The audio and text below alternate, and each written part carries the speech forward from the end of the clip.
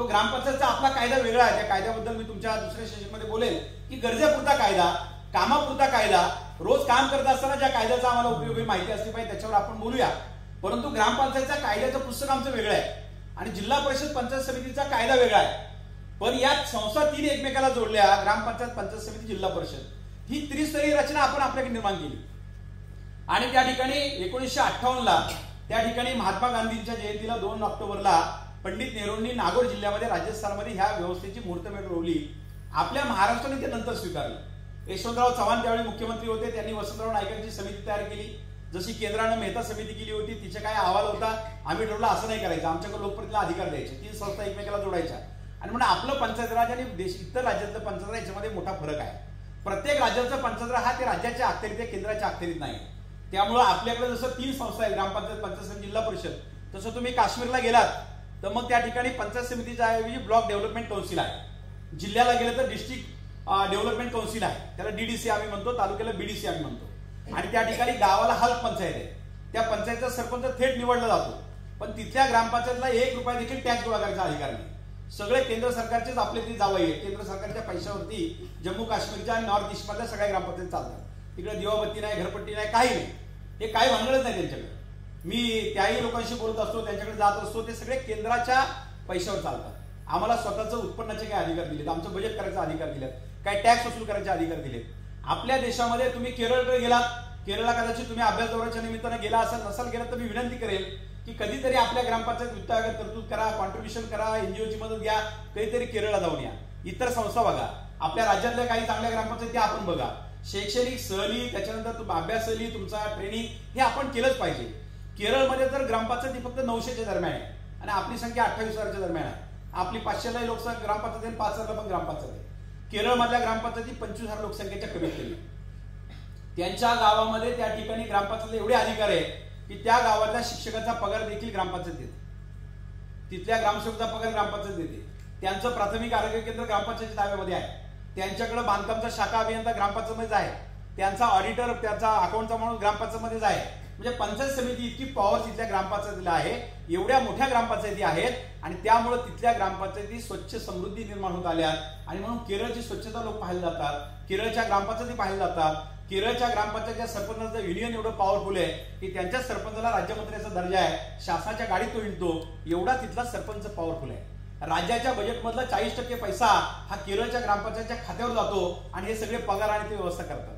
ग्रामसभा तर शक्यच नाही म्हणून तिथे वार्ड सभा होते. आपल्याकडे तर वार्ड सभेचा अधिकार दिला, आपण वार्ड सभा घेतच नाही. ग्रामसभा आपल्या कागदोपत्री होतात, तरतूद करावे लागतात, हे आपलं दुर्दैव आहे. अधिकार दिला, कायद्यात तरतूद केली, ग्रामसभेला घटनात्मक दर्जा दिला, पण आपल्या ग्रामसभा कशा होतात तुम्हाला माहिती आहे.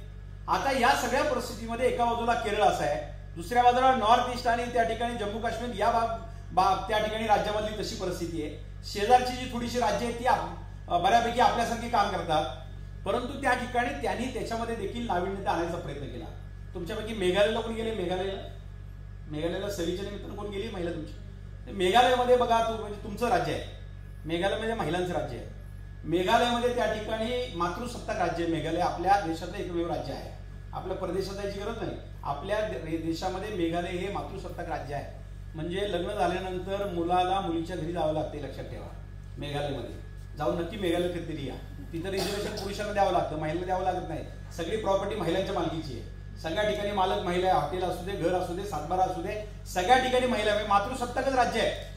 त्याने देखील ग्रामीण विकासाचे काही नवीन प्रयोग केले. मी तुम्हाला त्या विषयात पुढे गेल्यानंतर सांगेल की आपण काही परिस्थिती असली तरी मातृसत्ताक राज्य असू नये तर पुरुष सत्ताक असू दे, नॉर्थ ईस्ट असू नये तर केरळ असू दे, महाराष्ट्र असू दे नाही तर गुजरात, मध्य प्रदेश, राजस्थान असू दे, त्या लोकांनी त्या क्षेत्रामध्ये काहीतरी वेगळं करून दाखवलंय. आणि आम्हालाही वेगळं करायचं असेल तर आमची भूमिका प्रभावी पाहिजे.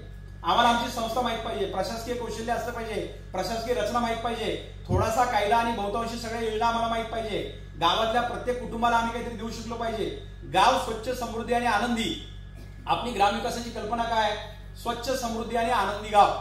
नुसतं स्वच्छ गाव असून उपयोग नाही, ते समृद्ध पाहिजे. म्हणजे दरोडे उत्पन्न पाहिजे आणि दरोडे उत्पन्न इतकं चांगलं पाहिजे की पोपटराव पवार हिवरे बाजारला तुम्ही गेला असाल तर त्यांचं वैशिष्ट्य काय आहे ते सांगतात. माझं गाव देशातलं सगळ्यात श्रीमंत गाव आहे. काय आहे तर माझ्या गावामध्ये बीपीएलचा एक पण माणूस नाही, सगळे मी एपीएल मध्ये आणले. आणि आमच्या सरपंचाची स्पर्धा काय? बीपीएल मध्ये नावं वाढवा. आमची स्पर्धा त्यासाठी. दारिद्र्य निर्मूलन हा मोठा हेतू आहे आमच्या ग्रामपंचायतचा, पंचायत समिती, जिल्हा परिषदेचा. जसं मूलभूत सुविधा द्यायच्या, उत्तम शिक्षण द्यायचं, आरोग्य द्यायचंय, तसं दारिद्र्य निर्मूलन हा सगळ्यात महत्वाचा कार्यक्रम आहे. डीपीसीचं बजेट दारिद्र्य निर्मूलन डोळ्यासमोर ठेवून करायचंय. जिल्हा परिषदचं बजेट दारिद्र्य निर्मूलन साठी करायचंय. दरडोई उत्पन्न लोकांचं वाढवायचंय. ज्या वेळेला जगातल्या आनंदी देशाची कल्पना किंवा यादी येते, ज्यावेळी आपण भूतानला आनंदी देश म्हणतो, ज्यावेळी फिनलँडला आपण आनंदी देश म्हणतो, त्यावेळेला तिथं हे पॅरामीटर जे लावलेत, फक्त उंच इमारती किती आहेत, गुळगुळीत रस्ते किती, याच्यावरती आनंदी देश होत नाही. तर ते माणसं किती, त्या तिथं स्वच्छता किती आहे, ते समृद्ध किती आहे, दरडोई उत्पन्न चांगले आहे, गरिबीत कुणी राहिलेलं नाही, सगळ्यांना उत्तम शिक्षण मिळतं, सगळ्यांना उत्तम आरोग्य मिळतं, पिण्याचं पाणी मोफत मिळतं, लिंग समानता त्या ठिकाणी आहे, एकमेकाच्या मताचा आदर केला जातो, माणसं आनंदी आहेत, कोर्ट कचऱ्या भांडण अडकलेली नाहीत. आणि म्हणून स्वच्छ, समृद्ध आणि आनंदी हे गाव आपल्याला उभं करायचंय. ग्रामीण विकास त्या दृष्टिकोनातून आम्हाला उभं करायचं आहे. गाव किती स्वच्छ आहे आणि गरीब आहे, गरीब किती आहे, तर रोज हाणामारे गावात चालले, गावात आनंदच नाहीये. आपण रामराज्य कशाला म्हणत होतो, तर रामराज्य सगळे आनंदी होते म्हणून आपण रामराज्याचा उल्लेख करतो. आम्ही अशी गावं निर्माण करू शकू का? हो, आहेत. आपल्या देशात काही अशी गावं आहेत जी स्वच्छ आहेत, समृद्ध आहेत, आनंदी आहेत. आम्ही 100% लगेच याच्यात यश मिळू शकत नाही, पण मी महिला सरपंच झाल्यानंतर, मी महिला ग्रामपंचायत सदस्य झाल्यानंतर याच्यातलं काही अंश मी काम करू शकेल, हे मी बदल करून दाखवेल. आणि सकारात्मक बदल घडवणं हेच नेतृत्वाचं त्या ठिकाणी संधी असते किंवा नेतृत्वाचं यश असतं. माझे किती फ्लेक्स लागले, मला किती पुरस्कार मिळाले, माझा सन्मान किती झाला, माझे बोर्ड किती लागले, याच्यामध्ये आपल्या त्या ठिकाणी कामाचं यश नसतं. मी नेहमी सांगतो की स्टेजवर मिळणारे पुरस्कार, आदर्श सरपंचा पुरस्कार आहे, ग्रामसेवकचा आहे, झेडपी, सगळ्यांसाठी पुरस्कार आहे. मी नेहमी माझ्या भाषणात सांगतो की हे मिळणारे पुरस्कार हे सोपस्कार असतात. पण तुम्ही ज्यावेळी गावात नसताना तुमच्या गैरहजेरीमध्ये पारावर बसलेली साधी माणसं किंवा शेतात खुरपणाऱ्या साध्या महिला ज्या वेळेला सहजपणाने तुमच्याबद्दल बोलतात, हो ती मुलगी सरपंच झाल्यावर काहीतरी चांगलं केले, ग्रामपंचायत सदस्य म्हणून ती चांगली काम करते, तुम्ही नसताना तुमच्याबद्दल सामान्य माणसं जे चांगलं बोलतात, तो तुमच्या कामाचा खरा पुरस्कार असतो. आणि तो पुरस्कार जे मिळू शकतील त्यांचं लोकप्रतिनिधी म्हणून काम यशस्वी आहे. स्टेजवरचे मिळालेले पुरस्कार, ट्रॉफी ह्या सगळ्याच खऱ्या नसतात. ते पॅरामीटर असतात, ठरलेले काही बाबी असतात, त्याला एवढे गुण, त्याला एवढे गुण, ते साच्यात बसवले की पुरस्कार मिळतो. काही लोक पुरस्कार डोळ्यासमोर ठेवूनच काम करतात. हे 10 पुरस्कार मिळवायचे, फाईल तयार करायच्या, फोटो लावायचे, सारखं तयार करायचं, पुरस्कार मिळवणं सोपं आहे. पण शेवटी लोकांमध्ये तुमच्याबद्दलची चांगली भावना निर्माण करणं, तुम्ही माझी झाल्यानंतर देखील लोकांनी तुमची आठवण काढणं, तुम्ही तुमचं गाव डोळ्यासमोर आणा, तुम्ही कुठल्याही गावचे असाल, तुमच्या गावामध्ये तुमच्या अगोदर अनेक सरपंच होऊन गेले, अनेक सदस्य होऊन गेले, अनेक पोलीस पाटील होऊन गेले, किती लोक तुम्हाला आठवतील सांगा? तुमचे जिल्हा परिषद सदस्य सांगा, मागचे 6-7 जणांची नावं तुम्ही आठवू शकत नाही. तुमचे 10 सरपंच मागचे आठवा, तुम्ही आठवू शकत नाही. तिसऱ्या टर्मला मागचा सरपंच तुम्हाला आठवणार नाही. याचं कारण काय? याचं कारण असं आहे की त्यांनी त्याच्या काळामध्ये तितकं प्रभावी काम केलं नाही. 2, 3, 4 टर्म नंतर देखील माझी सरपंच असला तर लोक त्या सरपंचाला अजून सरपंच म्हणतात. असे काही सरपंच आहे. पाटीलकी कधी संपून गेली पण अख्खं गाव त्याला अजून पाटील म्हणतंय. गुरुजीची बदली होऊन गेली, त्याला आम्ही मास्तर म्हणत होतो, तो गुरुजी बदलून गेला तरी त्या गुरुजीबद्दल अजून गावात आदर आहे, लोक त्याची आठवण काढतात. डॉक्टर बदलून गेला तरी लोक म्हणतात नाही त्या डॉक्टरचाच मला गुण येतो. हे जे यश आहे त्यांच्या कामाचं, हे यश आम्हाला मिळवायचं असेल तर आम्हाला अतिशय बारकाईने काम केलं पाहिजे. हो, आम्हाला आमचं काम असतं, प्रपंच असतो, व्यवसाय असतो, शेती असते, सगळं करूनच करायचं आहे. हे सगळं सोडून आपण करू शकत नाही, कारण शेवटी आपली रोजीरोटी पण महत्वाची आहे, आपलं कुटुंब देखील महत्वाचं आहे. पण आम्हाला जो काही काळ मिळतो, आठवड्यातला 1 दिवस, दिवसातला 1 तास, जो काही आम्ही समाजासाठी देणार आहोत, महिला लोकप्रतिनिधी म्हणून काम करणार आहोत, ते असं वेगळं काहीतरी काम करून दाखवू, नियोजनपूर्वक काम करू, त्याला तंत्रज्ञानाची जोड देऊ, मीडियाशी चांगला संवाद साधू आणि अशा प्रकारचं काम करून दाखवू की लोकांनी आमची आठवण ठेवली पाहिजे. ज्या वेळेला एक रुथ मनोरा नावाच्या लेडीचं नेहमी उदाहरण देतो, गुगलवरती अशा अनेक कर्तबगार महिला आहेत, त्यांच्याबद्दलची पुस्तके तुम्ही वाचली पाहिजे, त्यांच्यातल्या काही चांगल्या गुणांची कॉपी केली पाहिजे, काही चांगल्या प्रकल्पांची कॉपी केली पाहिजे. माझं नेहमी म्हणणं आहे की चांगल्या कामाची कॉपी करा. दुर्दैवानं आपण नको त्याची कॉपी करतो, नको ते फॉरवर्ड करतो. चांगल्या कामाची कॉपी आम्ही केली पाहिजे आणि कॉपी करता करता ते आमच्या अंतःकरणात आणि कृतीत आलं पाहिजे की मी हे का करत नाही, त्यांचं ग्रामपंचायत कार्यालय मला तसं करत नाही, त्यांनी संजय गांधींनी चांगलं काम केलं, मी का करू शकत नाही, त्यांनी विधवा परित्यक्ता महिलांना एकत्र आणून न्याय दिला, मी का करू शकत नाही. या पद्धतीनं आम्हाला चांगल्या कामाची कॉपी करून ते कृतीत आणता आलं पाहिजे आणि त्याच्यासाठी आमचं लोकप्रतिनिधित्व महत्वाचं आहे. रुथ मनोरमानं त्या ठिकाणी काय केलं, तर जुन्या भांडेवाल्या महिला बँगलोरमध्ये एकत्र केल्या आणि त्यांची बँक काढली. आवाज दिला की 1 लाख महिला ती गोळा करते. कोणी कल्पना केली असती का हे काम करते?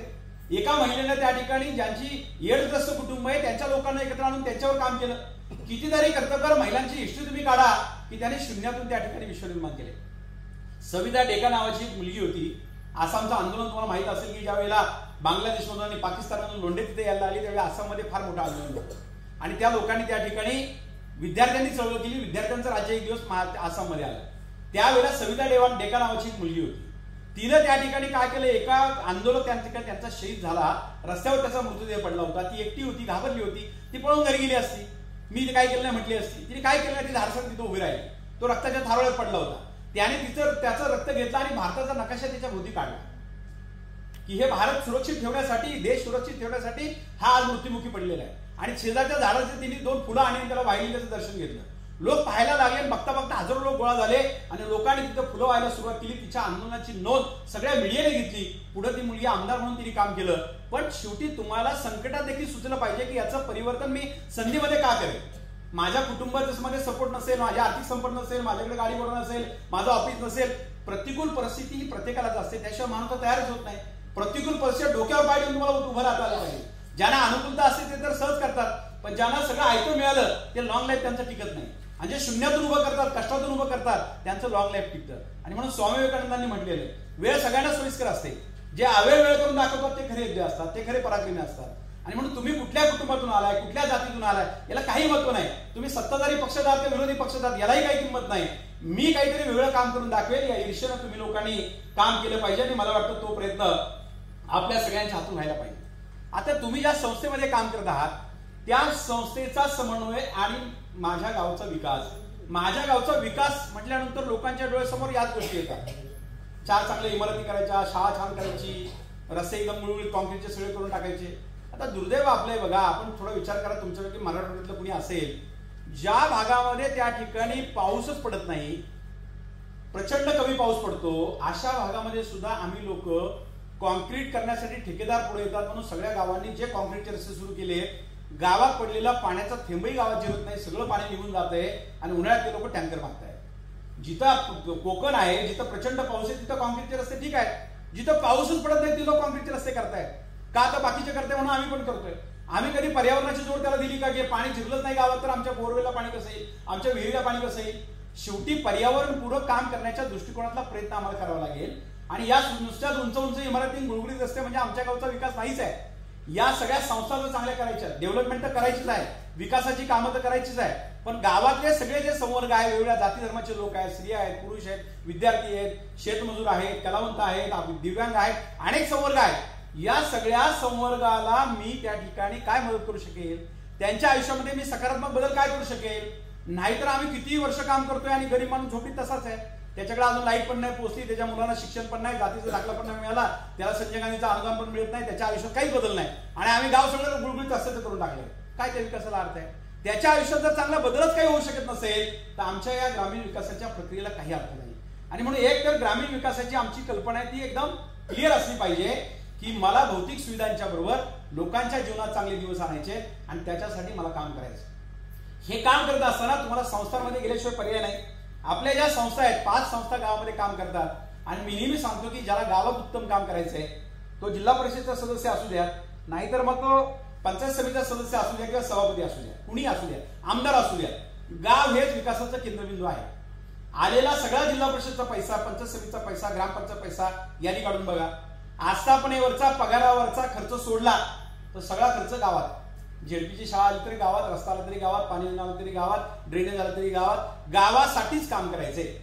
संस्था थोड्याशा जिल्हा परिषद पंचायत समितीच्या सोडल्या तर सगळा 90% पैसा गावात आणायचा. कुणी असो, आमदार असो, खासदार असो, कुणी असो, जे गाव हे विकासाचं केंद्रबिंदू आहे. आणि गाव जर विकासाचं केंद्रबिंदू आहे तर गाव आम्हाला परिपूर्ण माहित पाहिजे. तुम्ही म्हणलं गाव आमचं पाठ आहे, निवडून कसं आला आम्हाला माहिती आहे, किती कौशल्य वापरली, नाती गुती, पैसा काय काय आम्ही केले, गाव सगळं आमचं पाठ आहे. त्या अँगलनी गाव पाठ असून काही उपयोग नाही. योजनांच्या अँगलनी तुम्हाला गाव माहित पाहिजे. या कोणत्या योजना मला गावात आणायच्या, तर गावाचं कल्याण करायचं, त्या अँगलनी तुम्हाला गाव माहित पाहिजे. आणि त्या अँगलनी तुम्हाला दृष्टिकोन यायला पाहिजे की असं माझं गाव मला पाठ पाहिजे. मी ज्यावेळी माझ्या मतदारसंघात किंवा कुठेही फिरतो तेव्हा त्या दृष्टीने मी त्या वस्तीकडे पाहतो. अरे ह्या वस्तीत काय हे नाही का, हे मला करता येईल, त्या कुटुंबात काय नाही हे नाही तर मला हे करता येईल. म्हणजे योजना जर एका बाजूला माहित असतील आणि दुसऱ्या बाजूला शोधत नजरेनं आम्ही जर गाव बघितलं, त्या दोघांची सांगड आम्हाला घालता येते. आणि त्या सांगड घालायची असेल, लोकांचं कल्याण करायचं असेल तर गावातल्या 5 संस्था, पहिली तुमची ग्रामपंचायत, दुसरी तुमची प्राथमिक शाळा, तिसरी तुमची अंगणवाडी, चौथा आपलं त्या ठिकाणी आरोग्य उपकेंद्र किंवा आमचं प्राथमिक आरोग्य केंद्र, आणि 5वी संस्था म्हणजे जनावरांचा दवाखाना. या 5 संस्था प्रत्येक गावासाठी काम करतात. कोणत्या गावासाठी नाही मला नाव सांगा. सगळे शहर सोडली तर ग्रामीण भागात सगळ्यांसाठी आहे. एखाद्या उपकेंद्राला 4 गावं जोडली, एका जनावरांच्या दवाखान्याला 5 गावं जोडली, अंगणवाडी तर प्रत्येक वस्तीवर आहे, शाळेत प्रत्येक गावात शाळा आहे, ग्रामपंचायत प्रत्येक ग्रामपंचायत आहे. या 5 संस्था जरी तुम्हाला परिपूर्ण माहीत झाल्या, तुम्ही मला काय तोंडपाठ आहे, तिथलं कोण माहिती आहे, गुरुजी कोण माहिती आहे, बाई कोण माहिती, सगळं माहिती आहे, त्या अँगलनी त्या संस्था माहीत असून उपयोग करताय. त्याच्या खोलात जाऊन आम्हाला या संस्था माहीत पाहिजे. आणि म्हणून साधं तुम्हाला पहिलं जिव्हाळ्याचा विषय सांगतो. तुमची अंगणवाडी आहे, तुम्ही म्हणाल की अंगणवाडीमध्ये एक तर लहान, आमचे तर जिल्हा परिषदेचे सदस्य, तर मी झडपीत 15-20 वर्ष काम करतोय. मी आमच्या लोकांना विचारतो किती वेळा अंगणवाडी गेली, ते अंगणवाडी सगळे माहिती आहेत का तुम्हाला? तेवढ्या अंगणवाडी इतकी लहान मुलं असतात, ती गरीब गावातल्या अंगणवाडीची ताई काम करते, त्यांच्याशी काय बोलायचं? आम्ही कसं जाऊ त्यांच्याकडे? 90% लोकप्रतिनिधी अंगणवाडीमध्ये जातच नाही. अंगणवाडी आमच्या देशाच्या भावी आधारस्तंभांचा पाया आहे, पहिली सुरुवात आहे. आणि अंगणवाडीमध्ये लोक जातच नाहीत. अंगणवाडीमध्ये गेल्यानंतर आमच्या महिला बालकल्याणची झडपीची सभापती असेल तर मी त्यांनाही सांगतो की तुम्हाला महिला बालकल्याण डिपार्टमेंट सगळं समजायचं असेल तर झडपीत बसून जे समजणार नाही ते अंगणवाडीत गेले तुम्हाला समजेल. त्यामुळे असं कसं? ते म्हणजे बरेच विषय तुमच्याकडे महिला बालकल्याणला मंजुरीला येतच नाही, बरेच विषय तुमच्या ग्रामपंचायत येतच नाही, पंचायत समितीला येत नाही, ते डायरेक्ट अंगणवाडीत येतात. कारण अंगणवाडी हा केंद्र सरकारचा प्रकल्प आहे.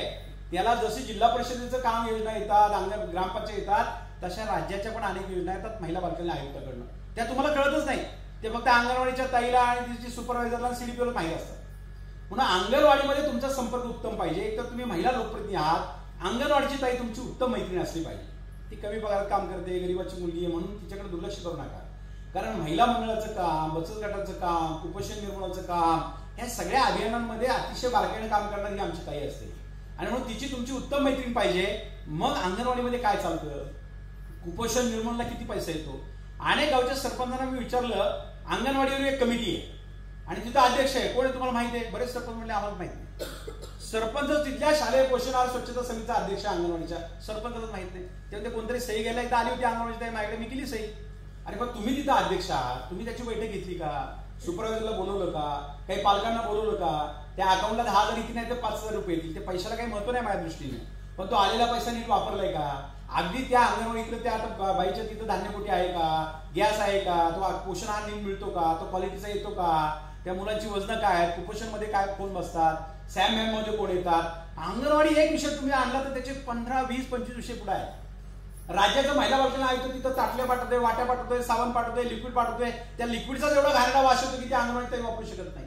एकदा मी त्या ठिकाणी, मला वाटतं 2004 का 5 चा किस्सा असेल, मी एका अंगणवाडीमध्ये गेलो आणि अंगणवाडीमध्ये गेलं, मला उग्र वास आला. मी त्या ताईला विचारलं कसला वास येतोय, तिने मला ते आणून दाखवलं. पिशवीमध्ये साबण आले होते आणि ते फिनेल आपलं फरशी स्वच्छ करायचं एक मटेरियल लिक्विड आलं होतं, त्याचाच घाणेरडा वास येत होता.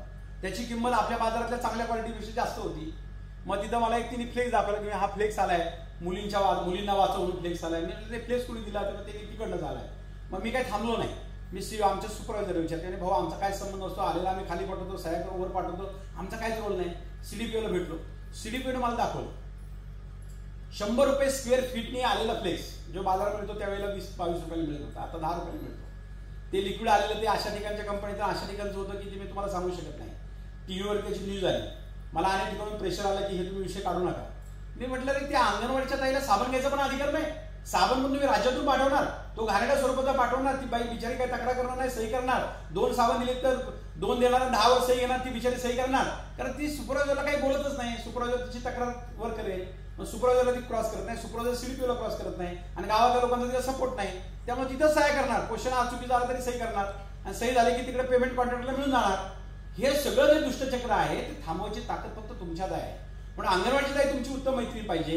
त्या अंगणवाडीत कोणत्या योजना येतात, कोणता आहार येतो, किती पैसे येतात, कसं चालतं काम, हे आम्ही लोकांनी बारकाईने पाहिलं पाहिजे. त्या अंगणवाडीच्या ताईला सपोर्ट केला पाहिजे. सरपंचांनी ती समिती पॉवरफुल चालली पाहिजे. आमच्या महिला ग्रामपंचायत सदस्यांनी तिचा आढावा घेतला पाहिजे, तिच्याकडे जाऊन बसलं पाहिजे, तिला सपोर्ट केला पाहिजे. अशा अनेक गोष्टी. एकदा मला मी सांगतो की आमच्या अंगणवाडीच्या ताईंची मी सगळ्या मिटिंग घेतली. मी वर्षातून 3 बैठका अंगणवाडीच्या ताईंच्या आमच्या घेतो. मी त्याला विचारलं तुमच्या अंगणवाडीत काय काय प्रॉब्लेम आहे, त्याने मला लिहून दिलं. अगदी प्रेशर कुकर नाही, गॅस संपलेला आहे, इतक्या लहान लहान अडचणी. मी म्हटलं राव ग्रामपंचायत हे का करत नाही. मी त्यांची यादी तयार केली. तर त्याला झेडपीला माझ्याकडे काही योजना नव्हती, वित्त आयोग होता. मी त्यांना सगळ्या अंगणवाडीला कपाट पाठवून दिली. एकदा टेबल खुर्चीचं फर्निचर दिलं. आता तर डीपीसी इमारतीला पैसे देते, दुरुस्तीला देते, टॉयलेटला देते, ते सगळं काम आमचं आता बऱ्यापैकी आम्ही करत आले. पण त्या ठिकाणी आम्हाला हे प्रश्न होते की लहान वस्तू द्यायच्या कुठून. मी प्रशासकीय लोकांना एकत्र आणण्याचा प्रयत्न नेहमी करत आलो. मी ग्रामसेवकांना सगळं बोलवलं माझ्या, आणि दुसऱ्या बाजूला त्या ठिकाणी अंगणवाडी द्यायची त्यांचं सुपरवायझर बोलवल्या, आणि ते याद्या ग्रामसेवकांना देऊन टाकल्या. मग ग्रामसेवकांना म्हटलं ह्या तुमच्या बजेटमध्ये तुम्ही जे काही 10-15% रिझर्व्ह पैसे ठेवता त्याच्यातून ह्या अंगणवाडीच्या ताईला 2 वस्तू देऊन टाका. तर आता कधी मी तुम्हाला उदाहरण का सांगतोय की तुम्हाला कायद्याचा धाक किंवा कायदा माहीत पाहिजे, मग तुम्हाला त्या ठिकाणी प्रशासनाला सरळ करता येतं. मी त्याला सांगितलं की तुम्ही हे देऊन टाका. ते कोपऱ्यात ग्रामसेवक गेले, ग्रामसेवकचा एक जण आला त्यांचा संघटनेचा अध्यक्ष, ते म्हणे भाऊ आम्हाला नाही जमणं करायला आहे. मग का नाही जमणार? ते म्हणे ते गावचं सरपंच आमचा बॉस आहे, सरपंचाला विचारल्याशिवाय आम्ही काही करत नाही. तर मी म्हटलं आता यानं जरा आपल्याला कायदा दाखवावं लागेल, त्याशिवाय हे काय सरळ नाही होणार. प्रशासनामध्ये नाक दाबायची हिंमत आपल्याला पाहिजे, मग तोंड आपोआप उघडतं. कुठल्या अधिकाऱ्यांना मारत बसू नका, शिवाय घालून बसू नका, त्याच्याने आपलं नाव खराब होऊन जाईल. पण एखाद्याला चिमटा घेण्याची ताकद आपल्याला पाहिजे, आपल्यात कौशल्य पाहिजे, त्याशिवाय प्रशासन आपल्याला घाबरत नाही. नाहीतर तुम्ही किती गोड बोलत राहिला तो प्रशासन घेण्याच्या कातडीचं असेल, आयुष्यात तुमचं काम करणार नाही. गोड बोलून फक्त ताई ताई म्हणून चहा पाजून तुम्हाला ऑफिसच्या बाहेर घालून तुमचं काम नाही करणार. त्याला वटणीवर आणायचं देखील कर्तव्यवारी तुमच्याकडे असली पाहिजे. मी त्या ग्रामसेवकांना सांगितलं ठीक आहे तुम्ही काही करू नका, मी CSR म्हणून कंपनीकडनं ते आणून देतो. पण गेल्या 3 वर्षामध्ये तुम्ही ग्रामपंचायतच्या बजेटमध्ये महिला बालकल्याणला किती पैसे रिझर्व्ह ठेवले होते? त्याला व्हिडिओची मान्यता घेतली होती का? त्या वस्तू तुम्ही कशा खरेदी केल्या? त्याचं टेंडर तुम्ही काढलं होतं का? त्या लाभार्थ्यांना कुठल्या वाटल्या होत्या? त्या लाभार्थ्यांची यादी आहे का? त्यांच्या सह्या आहे का? हे तपासायला एक विस्तार अधिकारी मी पुढच्या 8 दिवसात नेमतोय. ग्रामसेवक कोपऱ्यात गेले, 5 मिनिटं झाले, भाऊ सगळ्या वस्तू देऊन टाकतो, चौकशी काही मागला मला. 5च मिनिटात सगळे ग्रामसेवक सरळ झाले. माझ्या ताईला सगळ्या वस्तू मिळून गेल्या. मी कोणाला सरपंचाला बोललो नाही, त्याची जाहिरात पण नाही केली. तुम्हाला देखील प्रशासकीय कौशल्य तुमच्यात असली पाहिजे. ग्रामसेवकाला वटणीवर आणता आलं पाहिजे. नाहीतर मी महाराष्ट्रातले अनेक सरपंच बघतो, त्या सरपंचाचं लेटर पॅड, त्या सरपंचाचा शिक्का, त्या सरपंचाचं बँकेचं पासबुक, हे सगळं ग्रामसेवकच्या दप्तरात असतं. आणि ग्रामसेवक हिंडतो आणि अनेक सरपंच त्या ग्रामसेवकाच्या घरी जातात सह्या आणायला. हे असं केलं तर कसं प्रशासन चालेल? ग्रामसेवक तुमचा सेक्रेटरी आहे, सरकारचा तो नोकर आहे. मी त्यांच्या विरोध नाही, माझी त्यांची पण मैत्री चांगली आहे, त्यांना पण मी सपोर्ट करत असतो. पण शेवटी तुमचा अधिकार तुम्ही वापरला पाहिजे.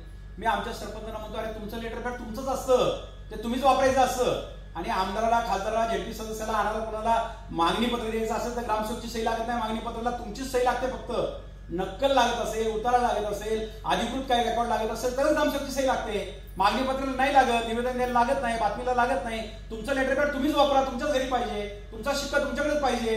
तो ग्रामसेवक कसा असतो? दुर्दैवानं आज महाराष्ट्रामधल्या सारख्या प्रगत राज्यात ही अवस्था आहे.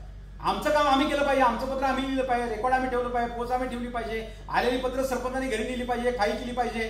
सरपंचाचं पत्र ग्रामसेवक, काही लोकांच्या मासिक आलं त्याच्याकडं, काही पत्र आलं शासन त्याच्याकडं, GR आला ग्रामसेवकच. आणि मग तो ग्रामसेवक होतो तयार आणि आम्ही लोकप्रतिनिधी ग्रामपंचायत मानलं काहीच वाचत नाही. अशा अंगणवाडीचे अनेक विषय तर आम्हाला माहित नसतात. म्हणून मला तुम्हाला सांगायचं की तुम्ही जर लोकप्रतिनिधी आहात तर तिथला 100% अधिकार तुमचा वापरला पाहिजे आणि 100% कर्तव्य तुम्ही केलं पाहिजे. आणि म्हणून अंगणवाडीच्या ताईशी सुसंवाद ठेवा, बैठका वेळेत घ्या, तिथल्या कामाचा आढावा घ्या, तिला सपोर्ट करा. अंगणवाडीची ताई, आता मी त्यांना दिवाळी भेट दिली, बैठक घेतली, मी त्यांना म्हटलं मला एक मदत पाहिजे तुमची. काय मदत कराल? मला गावातल्या विधवा परित्यक्ता घटस्फोटित महिलांची यादी पाहिजे. बघा आता रोज मला 2-2 महिलांची यादी येते. माझ्या गटातली सगळ्या विधवा परित्यक्ता घटस्फोटित महिलांची यादी मी 1 रुपया खर्च न करता सगळ्या अंगणवाडीच्या ताई मला करून देतात. त्याचाच उपयोग मी आता संजय गांधी निराधार योजनेसाठी करणार, वेगवेगळ्या योजनांसाठी उपयोग करणार. निराधार मुलांना संगोपनाची इतकी चांगली योजना आहे. दुर्दैवानं त्या ठिकाणी आपल्याकडे दोन्ही आईवडील नसणारी अनेक मुलं आहेत. आमच्याकडे आई गेली किंवा वडील गेली अशी काही मुलं आहेत. 18 वर्षापेक्षा त्यांचं वय कमी आहे, त्यांच्या शिक्षणाला मदत पाहिजे. अशा निराधार मुलांसाठी उत्तम योजना आहे. महिन्याला त्यांना ठराविक निधी मिळतो. आम्ही त्याचे प्रस्ताव करत नाही. अंगणवाडी ताईला मी टार्गेट दिलंय, 70 अंगणवाडीच्या ताई होत्या, प्रत्येकीने 3च करा. 7-3-21 200 तरी प्रकरणं मला तयार करायची पुढच्या महिन्यात. प्रशासनाची मदत घेऊन तुम्हाला हे करता येईल. तुम्हाला घरोघरी जायची गरज नाही. गावातल्या सगळ्या महिलांच्या संदर्भातलं काम तुम्हाला अंगणवाडीची ताई दुपारनंतर मदत करेल. इव्हन अंगणवाडीच्या ताईला दुपारनंतर राजकीय पक्षाचं देखील काम करता येतं, काही अडचण नाही. त्याला निवडणुका लढता येतात. निवडणूक लढल्यानंतर तिला एका पदाचा राजीनामा द्यावा लागतो. ती दुपारनंतर तुमचं काम करू शकते. ती पूर्ण वेळ त्याच्यामध्ये आहे. तिला गाव, कुटुंब माहिती आहे, लहान मुलं माहिती आहेत. तुम्ही ग्रामपंचायतच्या माध्यमातून तिचा सपोर्ट घ्या, तिच्याकडनं सर्वे करून घ्या, तिची मदत घ्या आणि तिलाही सपोर्ट करा. हे जर तुम्ही करू शकला तर गावातल्या सगळ्या निराधार महिलांचा आधार म्हणून तुम्ही लोकप्रतिनिधी काम करू शकता. तुम्हाला त्याच्यासाठी घरोघरी देखील जायची गरज नाही. त्या महिला जो एकत्र गोळा करतील अंगणवाडीमध्ये ताई, इथपर्यंत काम होऊ शकतं. पण आम्ही त्या अंगणवाडीकडे तितकं बारकाईने लक्ष दिलं पाहिजे.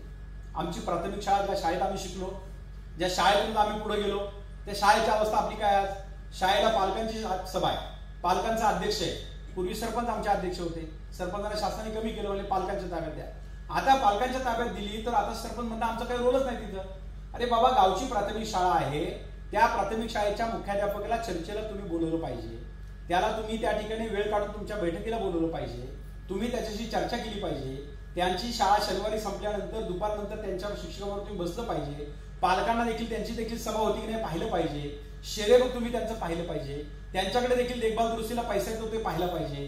सर्व शिक्षा अभियानाने 18 पॅरामीटर दिले शाळेचे, की शाळेमध्ये 18 सुविधा कुठल्या पाहिजेत याचा एक चार्ट आमच्या शाळेत तयार आहे, यादी आमच्या शाळेत तयार आहे. मग शाळेमध्ये इमारत पासून कंपाऊंड आहे का, टॉयलेट मुला मुली स्वतंत्र आहे का, अपंगांना रॅम्प आहे का, विद्युतीकरण झाले का, विज्ञानपेठी आहे का, लायब्ररी आहे का, असे अनेक पॅरामीटर तिथे दिलेले आहेत. तर त्या 18 मध्ये माझी शाळा गावची कुठं वरती बसते, लास्ट नंबरला आहे का 1 नंबरला आहे, हे आम्ही कधी बारकाईने बघणार, आम्ही बघतच नाही. आणि मग शाळेच्या गुणवत्तेबद्दलचा भाग नंतरच आहे. आणि आम्ही सगळे पुढारी माझ्यासह आम्ही फक्त म्हणणार काय मराठी शाळेत गुणवत्ताच राहिली नाही, कोणी शिकवतच नाही. आणि शाळेचा शिक्षक म्हणणार आत्ताचे पुढारी काही नीट काम करत नाही. दोघं फक्त एकमेकाला दोष देत आहेत. दोघांनी एकमेकाला दोष देण्यापेक्षा दोघांनी एकमेकाला पूरक काम करायला पाहिजे. मी शैक्षणिक गुणवत्तेत त्याला मदत करायला पाहिजे, त्याने माझ्या कामात मला मदत केली पाहिजे. एकमेकाला सपोर्ट करण्याच्या भूमिका दुर्दैवानं आपल्याकडे नाही. टीकाकारांची संख्या वाढली आहे, सपोर्ट करण्याची संख्या आपल्याकडे कमी आहे. आणि म्हणून गावच्या प्राथमिक शाळेमध्ये तुम्ही बारकाईने त्या ठिकाणी वेळ देऊन काम करा. आता तर महिला शिक्षिका आहेत, महिला ग्रामसेवक आहे, अंगणवाडी महिला आहे, महिलांची संख्या सगळ्या क्षेत्रात मोठी आहे. मग तुम्हाला तिथल्या शैक्षणिक गुणवत्तेकडे लक्ष देता येईल. मग तुम्हाला वित्त आयोगातून आता वित्त आयोगामध्ये पैसे आले शिक्षणाला ठेवायला सांगितले, काय करतात लोक. मी बऱ्याच लोकांचे अकाउंट बघत असतो, बऱ्याच लोकांची कामाची यादी बघतो, मला थोडी अभ्यास करायची सवय आहे. शाळेला दुरुस्तीला पैसे दिले, शाळेच्या कंपाऊंड दुरुस्तीला पैसे दिले, शाळेच्या टॉयलेटला दुरुस्तीला पैसे दिले. भौतिक विकासाचंच काम 90% ग्रामपंचायती करतात. मी आसाममधल्या सोनापूर नावाच्या एका ग्रामपंचायतीला गेलो होतो. तर त्या ग्रामपंचायतीचं मला वैशिष्ट्य वाटलं की ते तर केंद्राचे पैसे चालतात, स्वतःचं काहीच नाही. तर त्यांनी एक LED लावला होता, LED स्क्रीन लावला होता ग्रामपंचायतच्या बाहेर. आणि ग्रामपंचायतमध्ये येणारी योजना, वसुली, मासिक सभा सगळी माहिती आहे LED वर. लोकांना माहिती आहे की आपल्याला ग्रामपंचायतबद्दल काय माहिती पाहिजे तर चौकात गेलं असं LED पाहायचं, म्हणजे गावात काय कळतं. पुंसारी सारखं नाव आहे, हिमांशू पटेल नावाचा सरपंच, इंटरनेटला तुम्ही गेले तर आम्ही सगळे मंडळी कुठं ना कुठे भेटत असतो. त्याने त्या लाईटचे जेवढे खांब होते त्या लाईटच्या खांबाला भोंगी लावून टाकली छोटी छोटी. आणि मग ग्रामसभेचा निरोप त्याच्यावर देतो. आता दौंडी संपलेली, दौंडी ऐकायला येतो कोण, ग्रामसभेला माणसं येत नाही. सकाळी प्रार्थना लागते, अभ्यासाचा विषय वेळेमध्ये काही लागत नाही. मग सगळ्या सूचना त्याच्यावर जातात, सगळी माहिती लोकांना घरपोच मिळते. नवीन नवीन प्रयोग लोकांनी केले. त्या सोनापूर ग्रामपंचायतीने त्या वित्त आयोगाच्या पैशातून शिक्षणाला जे पैसे ठेवले होते त्याच्यामधून गावातल्या 10वी आणि 12वीच्या मुलांसाठी क्लासेस चालू केले. गावातली हुशार मुलं निवडली ज्यांना नोकऱ्या नव्हत्या त्यांना घेतलं, त्यांना सांगितलं की ही मुलं आमची 100% गुणवत्तेने पास झाली पाहिजे. त्याला एक हॉल तयार करून दिला आणि तिथे कोचिंग क्लास चालू केली वित्त आयोगाच्या पैशातून, LED वित्त आयोगाच्या पैशातून. स्पर्धा परीक्षेची लायब्ररी काढली वित्त आयोगाच्या पैशातून. आणि आम्ही काय करतो, शाळेचा दरवाजा तुटलाय, टॉयलेट तुटले, त्याला आहे ना DPCचे पैसे, झेडपीचे पैसे आहेत त्यासाठी, ग्रामपंचायतचं बजेट आहे त्यासाठी. पण वित्त आयोगातून नाविन्यपूर्ण काम करायला एवढी मोठी संधी आहे. 73व्या घटना दुरुस्तीच्या नंतर केंद्राचा पैसा थेट गल्लीत आमच्या येतो, गावात येतो, अधिकार आम्हाला दिलाय. आम्ही फक्त म्हणतो खूप तुकडे गेले, तुकडे होऊ देत ना, पण त्या तुकड्यातल्या थोड्या पैशाचं देखील नवीन काहीतरी आम्ही करू शकतो ना. पण आम्ही नवीन काही करत नाही, आम्ही फक्त मागच्याने ते केलं तेच करतो. तुमच्या काळात महिला म्हणून देखील तुम्ही वेगळा विचार करायला पाहिजे, हे असं नाही असं करा. महिलांच्या आरोग्य तपासणी व्हायलाच पाहिजे. महिलांच्या प्रॉब्लेम काय त्याची यादी करून त्याच्यावर वित्त आयोग आम्ही वापरला पाहिजे. आम्ही फक्त इमारतीच बांधणार का, रस्त्याचे खड्डेच भरणार का, याचा विचार आम्ही लोकांनी करायला पाहिजे. आणि म्हणून प्राथमिक शाळा हा विषय असा आहे जिथं आमची पुढची पिढी तयार होते. सिंधुदुर्ग जिल्ह्याचं कोण आहे आपल्या सिंधुदुर्गमधलं, सिंधुदुर्गचं कोण नाही. सिंधुदुर्ग जिल्ह्यामध्ये कधी फिरायला गेलात तुम्ही, मालवणच्या परिसरात सिंधुदुर्ग जिल्हा आहे. सिंधुदुर्ग जिल्हा मला म्हणजे अतिशय माझा आवडता जिल्हा आहे. तर सिंधुदुर्ग जिल्ह्यामध्ये तुम्ही गेलात तर एक तर साक्षरतेचं प्रमाण त्यांचं 100% आहे. साक्षरता सगळे साक्षर. तिथं मुलींचं प्रमाण मुलांपेक्षा जास्त आहे. आपल्याकडे शहरात जेवढं येईल तेवढं मुलींचं प्रमाण कमी. सिंधुदुर्गमध्ये मुलांपेक्षा मुलींचं प्रमाण जास्त आहे. मुंबई सगळी सेवानिवृत्त माणसं गावाकडे. मी त्या ग्रामसेवकला एकदा विचारलं, सर गप्पा मारता मारता, काय ग्रामपंचायतमध्ये किती गडबड करतो तुम्ही, किती पैसे मिळतात तुम्हाला. ते म्हणे हे लोक ग्रामसभेला 100% उपस्थित असतात, कायद्याचं पुस्तक घेऊन बसतात, काय चुकलं तर अंडरलाईन करून झोडाच लावून तक्रार सीओकडे जाते आमची. इथं काय गडबड करता येत नाही, कारण ज्येष्ठ नागरिक सगळे ग्रामसभेला हजर असतात. मोकळी जागा दिसली की ते कोकणातला माणूस एवढा वेडा आहे वृक्षप्रेमी, तिथं झाड लावून टाकतो, म्हणजे वृक्षारोपण पर्यावरणाचं काम तो करतो. सगळा परिसर स्वच्छ ठेवतो. तुम्हाला प्लास्टिक डिकडं पाहायला मिळणार नाही. चोऱ्यांचं प्रमाण राज्याच्या फक्त 1% आहे. सगळ्या विषयांमध्ये काम केलंय. कुणी केलं, तिथल्या नेत्यांनी नाही केलं, तिथल्या कुठल्या पुढाऱ्यांनी नाही केलं, कुठल्या राजकीय पक्षांनी केलं, लोकांनी केलं. लोक जर शहाणे झाले तर काय होऊ शकतात हे त्या जिल्ह्यात तुम्हाला पाहायला मिळतं. तिथं शैक्षणिक गुणवत्ता काय आहे म्हणून मी जिल्हा परिषदेचं तिथलं ट्रेनिंग घेत असतो वर्ष 2 वर्षाला. तर मी एकदा त्या सदस्यांना विचारलं की तुमची शैक्षणिक गुणवत्ता का चांगली आहे. ते म्हणे आम्ही शिक्षणावर आमचा अधिकचा फोकस आहे. आमच्या बालवाडीमधला अंगणवाडीतला मुलगा तो 4.5 वर्षाचा आहे म्हणून शाळेत नाही घेतला मराठी शाळेने, पण आम्ही 4 वर्षापेक्षा मोठी मुलं दुपारी अंगणवाडी संपल्यानंतर मराठी शाळेत बसायला पाठवतो. आमचे शिक्षक त्यांना बसू देतात, त्यांना ही चांगली सवय लागते. अंगणवाडीत आम्ही इतकी चांगली तयार करतो की आमची प्राथमिक पासून मुलं त्या स्पीडने पुढे जातात आणि हे सगळ्यांनी स्वीकारले आणि सगळे त्या दृष्टिकोनातून काम करतात. आम्ही आमच्या गावात हे प्रयोग करायला पाहिजे की या मुलांची गुणवत्ता वाढवण्यासाठी काय काय करता येईल. आमचे शिक्षक जे प्रयोगशील शिक्षक त्यांना काय सपोर्ट करता येईल, त्यांच्या एक्स्ट्रा क्लासेस कसे होतील, त्या मुलांसाठी ग्रामपंचायत काय करू शकेल, त्या मुलांसाठी आम्हाला काय करता येईल. कारण ही पिढी जर आमची गुणवत्तेने पुढे आलं नाही तर पुढच्या पिढ्या बर्बाद आहे, त्याचा काहीच उपयोग होणार नाही आमच्या भौतिक विकासाचा. आणि म्हणून शाळेच्या गुणवत्तेकडे तुम्ही महिला लोकप्रतिनिधी म्हणून वेगळ्या पद्धतीने पाहून तिथल्या मुली आहेत, मुलींच्या गळतीचं प्रमाण 5वी बघा तुम्ही, 5वीचा 4थीचा आकडा बघा, 7वीचा बघा, 10वीचा बघा, 12वीचा बघा, बऱ्याच मुली टप्प्याटप्प्याने घरी राहतात. अनेक ग्रामीण भागात मुली लोकमानवाच्या सामाजिक काम करतात. म्हटलं काय सामाजिक काम करायचं, कितीतरी मुली 7वीतून घरी राहिल्या, 10वीतून राहिल्या, 12वीतून राहिल्या, शोधा की अशा मुली, त्यांना करा की सपोर्ट, एसटीचा पास द्या, त्यांची राहायची व्यवस्था करा. हे पण मोठं पुण्याचं काम आहे. सामाजिक काम करायचं म्हणजे काय करायचं, या मुलींना उच्च शिक्षणाला संधी मिळत नाही, याच्यावरती आम्ही काही काम करतोय का गावात, तर काहीच करत नाही. याच्यावर आम्ही काम करायला पाहिजे. मी तुम्हाला गमतीनं सांगतो की आमची व्यवस्था कशी चालते. मी एकदा आमच्या सगळ्या जिल्हा परिषद सदस्यांना सांगत होतो की आम्ही लोक, मी एकदा पहिल्यांदा निवडून आलो आणि निवडून आल्यानंतर मला एका गावात गेल्यानंतर आमचे पुढारी अशा असतात, आपण राजकीय पक्षात कुठं काम करतो, ते मला म्हणे भाऊ तुम्ही निवडून आला, आम्ही तुम्हाला निवडून आणलं, पण ते गावचं गुरुजी माझं काय ऐकत नाही, गावचा मुख्याध्यापक माझं काय ऐकत नाही. त्यावेळी सरपंच अध्यक्ष होते तिथं, ते म्हणजे सगळे अधिकार सरपंचाला, सरपंचाचे असे सगळे कार्यक्रम आपल्याला काही किंमत देत नाही. मी म्हटलं त्याला गुरुजीला थोडं सरळ केलं पाहिजे. मी म्हटलं आपण जाऊ शाळेला भेट द्यायला. तुमच्यापैकी शिक्षकांमधून कोण आले का, शिक्षक नाही ना कोणी तुमच्यापैकी, असेल काय आमचे मनीषित आहेत, आमचे शिक्षक आहेत. तर शिक्षक मंडळी खरं इव्हेंट मॅनेजमध्ये हुशार असतात. मग त्यांच्याकडे क्वालिटी असते की पटदिशी एखादा कार्यक्रम मॅनेज करणं. तुम्ही गावातून गुरुजीकडे जाईपर्यंत शालेय व्यवस्थापन समिती आहे ना, त्याला आम्ही जॉईन केलं होतं, म्हणजे ग्रामपंचायत सदस्य त्याला आम्ही जॉईन झालो. तर मी आता स्कूलमध्ये माझ्या पण जेवढे प्रोग्राम वगैरे घेतो, आता दहीहंडी सेलिब्रेशन तुम्ही नोट करून ठेवा, तुमचे अनुभव शेअर करायचे आपल्याला. दुसऱ्या सेशनमध्ये तुमचे काही चांगले अनुभव पण घेऊ आपण, तुमच्यात पण काही गेट टुगेदर व्हायला पाहिजे. तर मी ते शाळेत निघालो, तर मी कृषी सभापती होते त्यावेळेस. तर शाळेवर गेलो तर गुरुजी आमचे एवढे हुशार होते की मी जाईपर्यंत एक 10-15 मिनिटाचा वेळ गेला असेल. गुरुजी पण निरोप गेला, गुरुजीने गेट उघडून मुलं सगळी ते लिजिम घेऊन तयार गेटवरती. आम्ही पुढारी आलो गेले की आमची मिरवणूक सुरू. मग आम्ही मिरवणुकीत शाळेत गेलो. शाळेला वरांड्यात सगळी मुलं लाईनमध्ये पटापट येऊन बसली. लगेच ते तबला वाजवणारा पीटी वाजवणारा शिक्षक लगेच आला. लगेच ईशस्तवन सुरू झालं, स्वागत गीत सुरू झालं आणि गुरुजी भाषण होते. गुरुजी लागे माझ्याबद्दल कौतुक करायला. मी म्हटलं गुरुजी जरा थांबा, मी तुमच्या शाळेत पहिल्यांदा झालो, मी तुमच्या शाळेसाठी काडीचंही काम नाही केलं, माझं कसं कुठं कौतुक करताय. ते म्हणे पुढाऱ्यांना हेच आवडतं, मग आम्ही तेच करतो. आणि हे दुर्दैव आहे, ग्रामीण भागातल्या सगळ्या शाळांचा वेळ या राजकीय कार्यक्रमामध्ये पुढं करण्यामध्ये त्या गुरुजीचा सूत्रसंचालन चाललाय आणि आमच्या पिढीचं नुकसान चाललंय. हे आम्ही बंद करून टाकलं पाहिजे. कुणाच्याच राजकीय कार्यक्रमावर आमची शाळेची मुलं नाही गेली पाहिजे. शाळा म्हणजे शाळा गुणवत्तेने ती केलं पाहिजे. इंग्रजी माध्यमाची शाळा सुरू शकते का, मग मराठी शाळेतल्या मुलांनी काय पाप केले, गुरुजींनी पाप काम केले, त्याला तुम्ही हे सगळं काम करायला लावताय. यापुढे माझ्या गावात मी महिला लोकप्रतिनिधी असं काही चालणार नाही. मी आमच्या शिक्षकांना सांगून राहिले असं काय करायचं नाही, इथून पुढे हे बंद करून टाका. मुलांनी तुम्ही कार्यक्रमाला येऊन नाही बसेल, तुमच्या संदर्भातला असेल तर तुम्ही करा, पण हे जे सगळं तुम्ही करताय हे चुकीचं आहे. आणि मग असे आमचे बरेच पुढारी गावात शाळांमध्ये जातात, खोटे कार्यक्रम होतात, एकमेकांचं कौतुक होतं. आणि आमचे शिक्षण सभापती, जिल्हा परिषदचे, पंचायत समितीचे सभापती, जबाबदार माणसं, घटनात्मक त्यांना अधिकार आहे, ते ज्या वेळेला गाडीत बसायला नेमके कार्यक्रम समोर निघतात त्यावेळेला त्या शाळेतला एक हुशार शिक्षक, जसं काही शासनाने GR काढून त्याला जबाबदारी दिली आहे की पुढारी निघायला जाताना बरोबर त्याचा शेरा घ्यायचा, तो शेरेबुक पुढे घेऊन येतो, पुढाऱ्याला काही वेळ नसतो, तो कोऱ्या शेरेबुकाच्या पानाखाली सही करतो. किंवा गुरुजी काय करतात, हे गुरुजीच लिहून आणतात आणि हा खाली सही करतो आणि हा गाडीत निघून जातो आणि कधीतरी भाषण करतो की शाळेची गुणवत्ता कुठे चालली आहे, शाळामध्ये शिकवत नाही. अरे बाबा, शेरेबुकावर लिहायला तुला वेळ नाही, कोऱ्या पानावर तुम्ही सह्या करताय, शाळेच्या गुणवत्तेने तुम्ही पाहत नाही, आणि तुम्हाला काय अधिकार राहतो बोलायचा, आम्हाला पुढाऱ्यांना काय अधिकार राहतो शाळेबद्दल बोलायचा. आम्ही त्या अँगलने शाळेसाठी काम केलं का, गुणवत्तेसाठी आम्ही काम केलं का, आम्ही त्या शाळेत काय चांगलं होतं ते लिहिलं का, आम्ही शाळेमध्ये काय त्रुटी होत्या त्या तिथे लिहिल्या का, त्या शेऱ्यांची पूर्तता म्हणून काय खाली कॉलम आहे त्याच्यावरती त्या ठिकाणी आम्ही तपासलं का की यांनी काय केलंय, केंद्रप्रमुख किती वेळा आलाय, विस्तार अधिकारी किती वेळा आलाय, गट शिक्षण अधिकाऱ्याला टार्गेट दिले वर्षाच्या वेळेस शाळा बघा, तो त्यांनी शाळा बघितल्यात का, काही नाही. मी एका शाळेत सगळं लिहून नेलं आणि पंचायत समितीला गेल्यानंतर गट शिक्षण अधिकाऱ्याला बोलवलं, ते विस्तार अधिकाऱ्याला बोलवलं, केंद्रप्रमुखांना सगळ्यांना इकडे बोलवलं त्यांना. मग त्यांना म्हटलं तुम्ही या वस्तीच्या शाळेत किती वेळा गेले होते, ते म्हणे मागच्याच आठवड्यात गेलो. म्हणजे परत ते कौतुक करायला पुढऱ्यांचं हुशार असतात. तुला काय भाऊ, ते लहान मुलं पण तुमचे नाव काढतात, तो फारच म्हणजे तुमचं फारच काम तिथे आहे.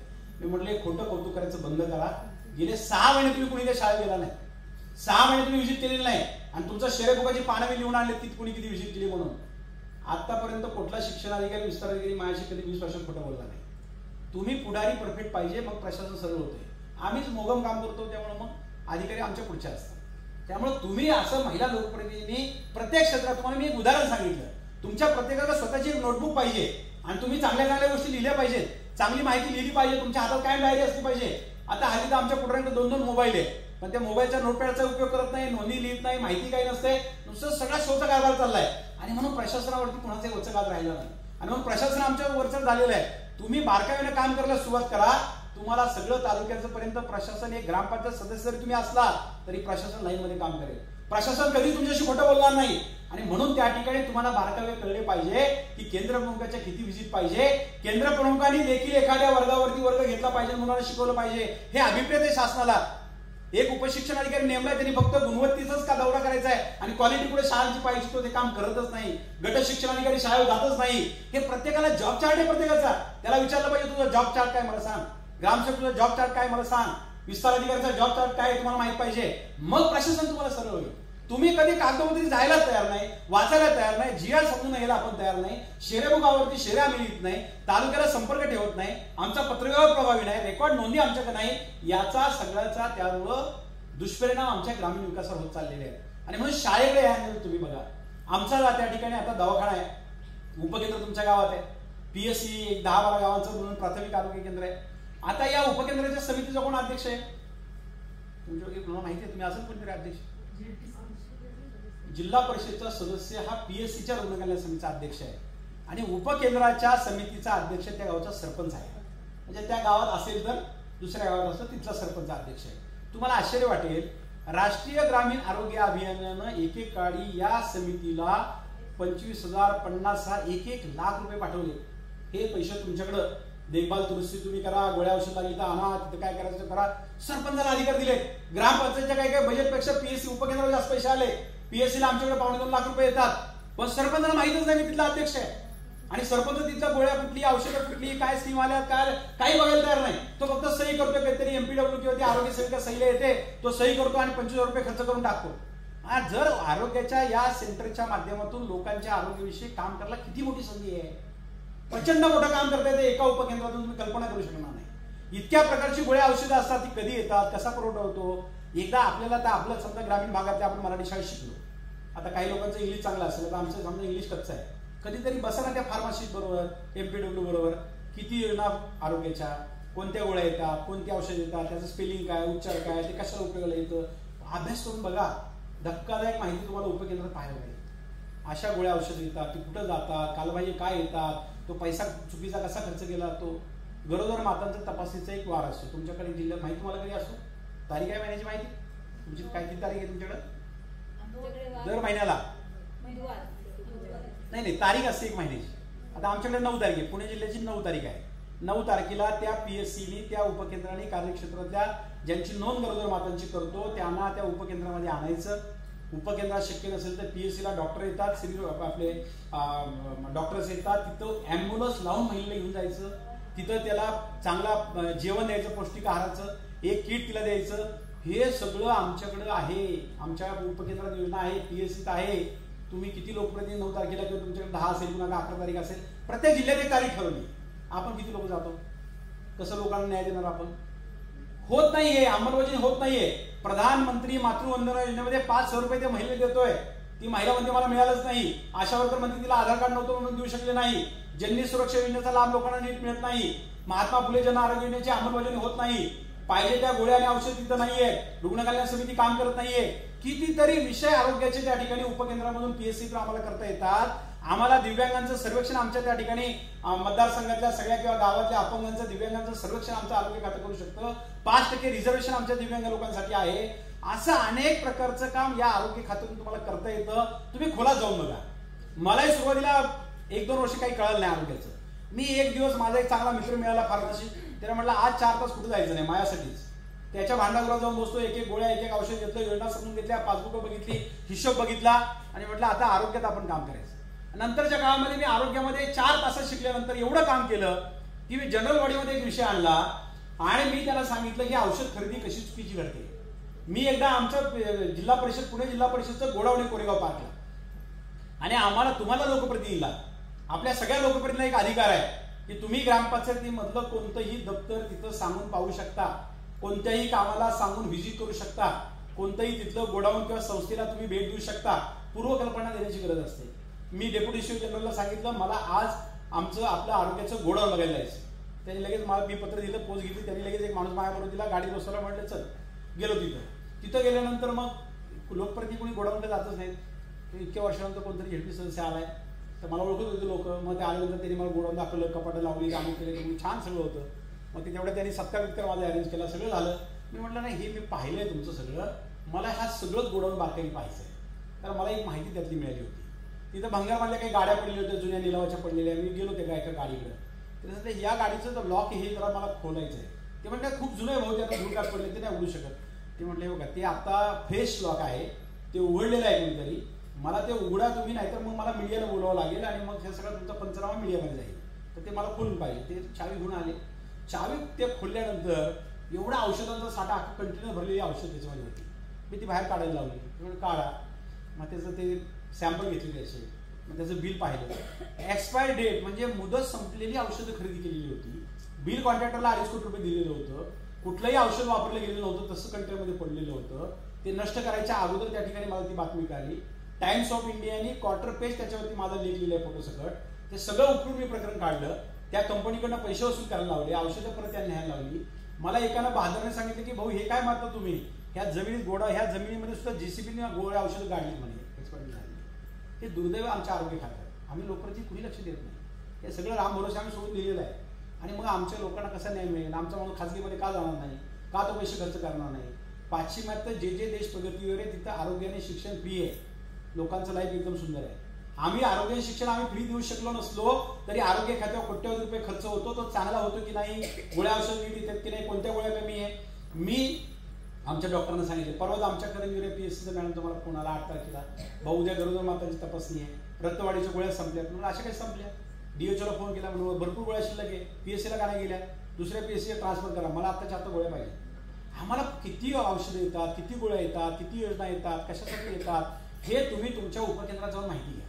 तिथल्या सल्लागार समितीचे पैसे खर्च झाले की नाही पहा. तुम्ही आरोग्य खात्यातून अनेक लोकांना मदत करू शकता, कल्पना करणार नाही. अनेक लोकांना तुम्ही मदत करू शकता. वेगवेगळे कॅम्प तुम्हाला अरेंज करता येईल, दिव्यांग लोकांना मदत करता येईल. पण तुम्हाला त्यासाठी उपकेंद्र आणि आरोग्य केंद्र समजलं पाहिजे. मग तुम्ही ग्रामीण रुग्णालयात जा, मग तुम्ही उपजिल्हा रुग्णालयात जा, मग तुम्ही ससून सारखं आमचं जिल्हा रुग्णालय त्या जिल्हा रुग्णालयामध्ये जा. हे सगळं तुम्हाला करता येईल. आम्ही एकदा दिव्यांगांचं सर्वेक्षण केलं, डाटा एकत्र केला आणि दिव्यांगांची सर्टिफिकेट नव्हती, त्यांना आता दिव्यांगांच्या सर्टिफिकेटला सॉफ्टवेअर आलेलं आहे. आणि मग आम्ही त्या अधिकाऱ्याला विनंती करतो, आम्ही देत नाही पुढाऱ्यांना कॅम्प. मी त्यांना म्हटलं सर्वे केलाय, डाटा इतका व्यवस्थित माझ्याकडे, त्यांनी मला कॅम्प दिला. बिन पैशाचा आम्ही सगळ्या अँब्युलन्स लावून दिव्यांग गोळा केले. सरकारच्याच पैशातून खूप काही करता येतं आम्हाला. सगळ्या सुविधा आमच्यासाठी आहे. तिथली अँब्युलन्सचा उपयोग चांगल्या कामाला व्हायला पाहिजे. डिलिव्हरीची आमची महिला पेशंट आहे, तिला अँब्युलन्स पोहोचत नाही दवाखान्यामध्ये, तिथं करत नाही तर तुम्ही दवाखान्यामध्ये गाडी पाठवली पाहिजे. तो ड्रायव्हर तिथं आला पाहिजे, त्याचा नंबर तुमच्याकडे असला पाहिजे. कितीतरी लहान सहान मदती गावातल्या लोकांना तुम्ही आरोग्य खात्यातून करू शकता. पण त्या दवाखान्यावर तुमचा प्रभाव पाहिजे, तिथली योजना तुम्हाला माहित पाहिजे, त्यांची कार्याची पद्धत तुम्हाला माहित पाहिजे, मग तुम्ही खूप काही करू शकता. आणि म्हणून एक उत्तम संपर्क तुमच्या PSCच्या आणि उपकेंद्रामध्ये तुम्ही ठेवा. हे मी तुम्हाला अतिशय प्रॅक्टिकल सांगतोय. उद्या गेल्यावर तुम्हाला काम करते हे सांगतोय. कारण नुसतंच आपण खूप मोठी स्वप्न लोकांना दाखवली आणि प्रत्यक्षात कामच नाही करता, ते स्वप्नांना काय अर्थ आहे. स्वप्न ही प्रत्यक्षात उतरावी लागतात आणि त्यासाठी तुम्ही प्रॅक्टिकल पाहिजे, तुम्ही व्यवहारी असलं पाहिजे आणि तुम्ही स्वतः काम केलं पाहिजे. तुम्ही दुसरं कोणाला सांगू नका. तुम्हीच ती गोळ्यांची पॅकेट पाहिलं पाहिजे आणि तुम्हीच औषधाची बॉटल पाहिली पाहिजे. दुसऱ्याला सांगून उपयोग नाही. तुम्हीच शहराला लिहिला पाहिजे आणि तुम्हीच बैठकीला गेलं पाहिजे. प्रतिनिधी पाठवून उपयोग नाही. आणि स्वतः जोपर्यंत तुम्ही काम करताय तोपर्यंत तुम्हाला रिझल्ट मिळत नाही. आता आमचं जनावरांचा दवाखाना आहे. जनावरांचा दवाखाना एक 8-10 गावांना मिळणे. आता आमच्याकडे पुणे जिल्ह्यामध्ये 10 लाख पशुधन आहे. जनावरांची संख्या मोठी आहे. दुभत्या गाई म्हशीच्या किमती जास्त आहेत, बैलगाड्याच्या बैलाच्या किमती आहेत. काही जिल्ह्यामध्ये ते पशुधन कमी आहे. पण त्या ठिकाणी आमचा जो जनावरांचा दवाखाना आहे त्या दवाखान्यामध्ये देखील अशाच पद्धतीनं आम्ही आमच्या जिल्ह्यापुरतं, मी पशुसंवर्धन सभापती असताना सल्लागार समिती केली, झेडपी सदस्याला अध्यक्ष केले, सरपंचाला घेतले, अशी कमिटी केली. बैठका होत नाही. तिथं पण गोळ्या औषधं येतात, खाद्य येतं, शेळीचे गाईचे गट वाटपाला येतात, वैरण विकास कार्यक्रम तिथे या ठिकाणी येतो, गोची निर्मूलचा कार्यक्रम येतो, लाया कुरकची लस येते, घटसर्पची लस येते. इतक्या प्रकारे योजना येतात जनावरांच्या दवाखान्यामध्ये, ते गावात माहीत नसतात. आम्हाला गावातील लोक कधीतरी भेटतात, आमच्या वस्तीवरती लाळ्या कुरकोची लस आली भाऊ, ते डॉक्टर आमच्याकडे आलाच नाही. म्हणलं गावात लसीकरण झालं, हो गावात झालं पण वस्तीवर आलाच नाही डॉक्टर. आता मला एक सांगा, मी असू तुम्ही असू कुणी आपण याला अपवाद नाही.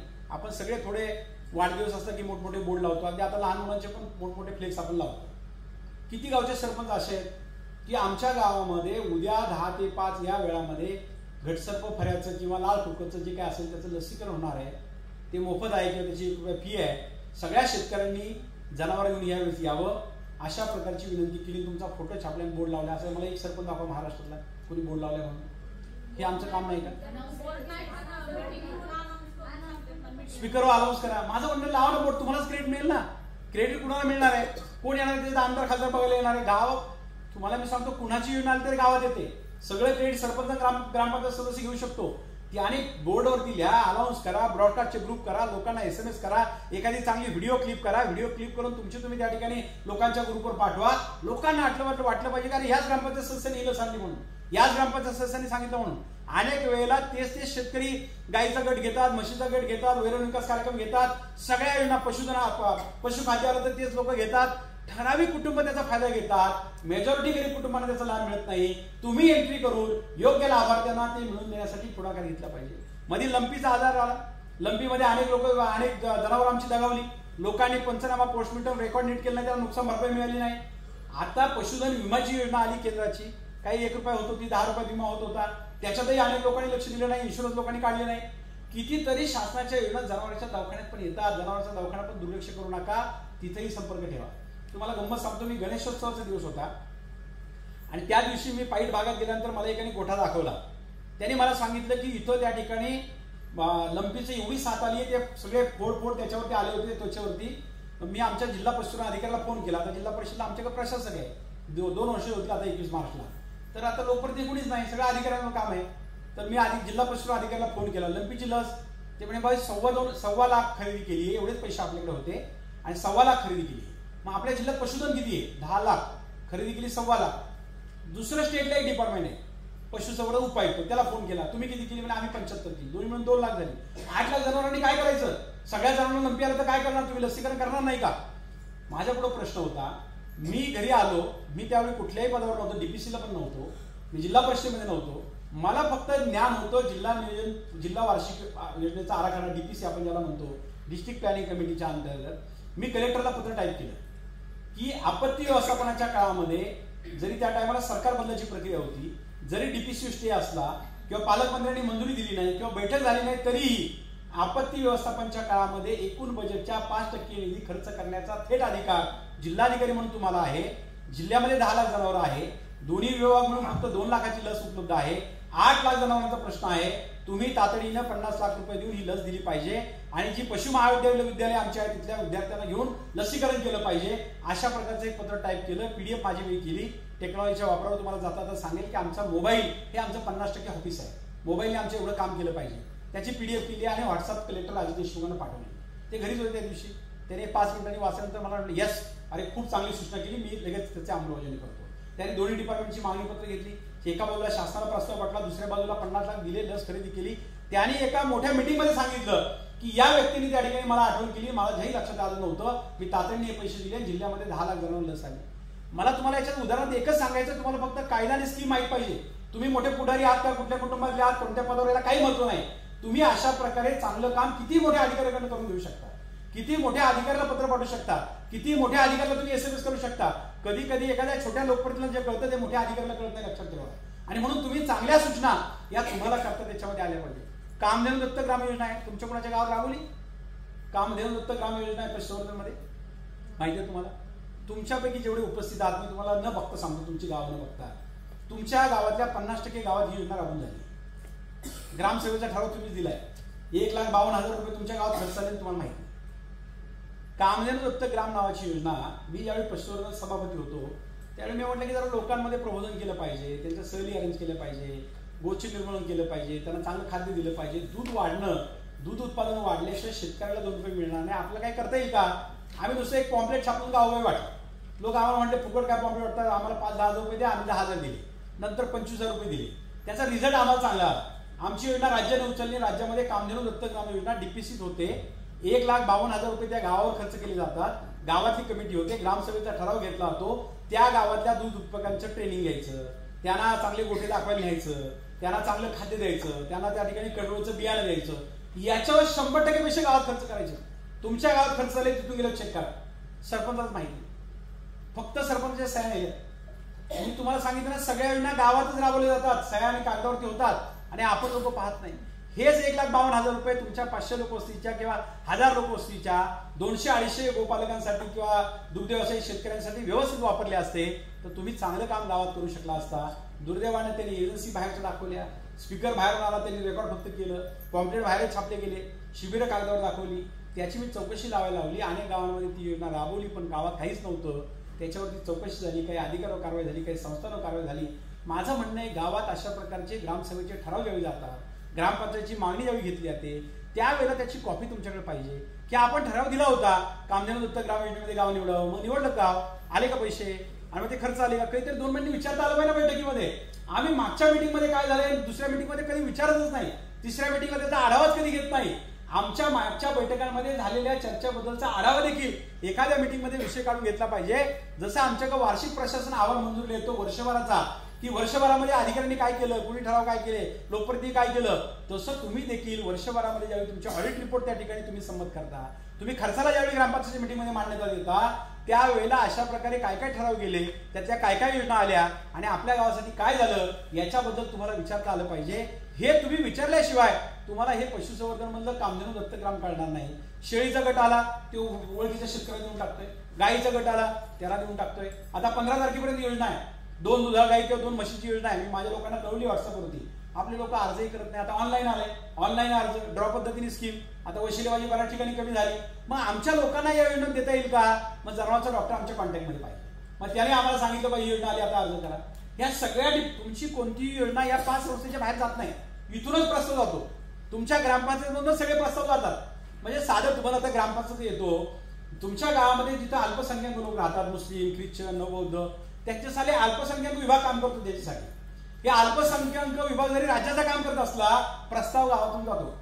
आदिवासी वस्ती आहे, ठाकरवाडी आहे, कातकरी वस्ती, आदिवासी वस्ती आहे, आदिवासी ठक्कर बाप्पा योजनेचा प्रस्ताव गावातूनच जातो. तो जरी आदिवासी योजना राबवत असली तरी तुमच्या गावातूनच सगळे प्रस्ताव जातात, लक्षात ठेवा. पण प्रस्ताव जातो फक्त तुमच्या मीटिंगला टाकला जातो, तुम्ही त्याच्यावर चर्चा करत नाही. चांगला विरोध करू नका कुठल्या प्रस्तावाला, प्रस्ताव गेलेच पाहिजेत, कारण प्रस्ताव जास्त गेल्याशिवाय आमच्या गावात पैसे येणार नाही. पण तो प्रस्ताव नंतर मंजूर होऊन आला का, ते काम झालं का, त्याच्यात अडचण काय आली, मी वर कोणाशी बोललं पाहिजे, हे तुम्ही केल्याशिवाय तुमचं पूर्ण ट्रेनिंग होणार नाही, तुम्हाला व्यवहारी माहिती मिळणार नाही. आणि म्हणून वर्षभरामध्ये काय काय तुमच्या मीटिंगमध्ये झालंय, कोणते प्रस्ताव गेलेत याच्याबद्दल देखील चर्चा करा. कारण तुमच्या ग्रामपंचायत आल्याशिवाय आम्ही तुम्हाला काही देत नाही, सरकार तुम्हाला काही देत नाही. तुमचा प्रस्ताव आणि तुमचा ठराव आमच्यासाठी खूप महत्वाचा असतो, मग तो ग्रामसभेचा असेल किंवा मासिक सभेचा असेल.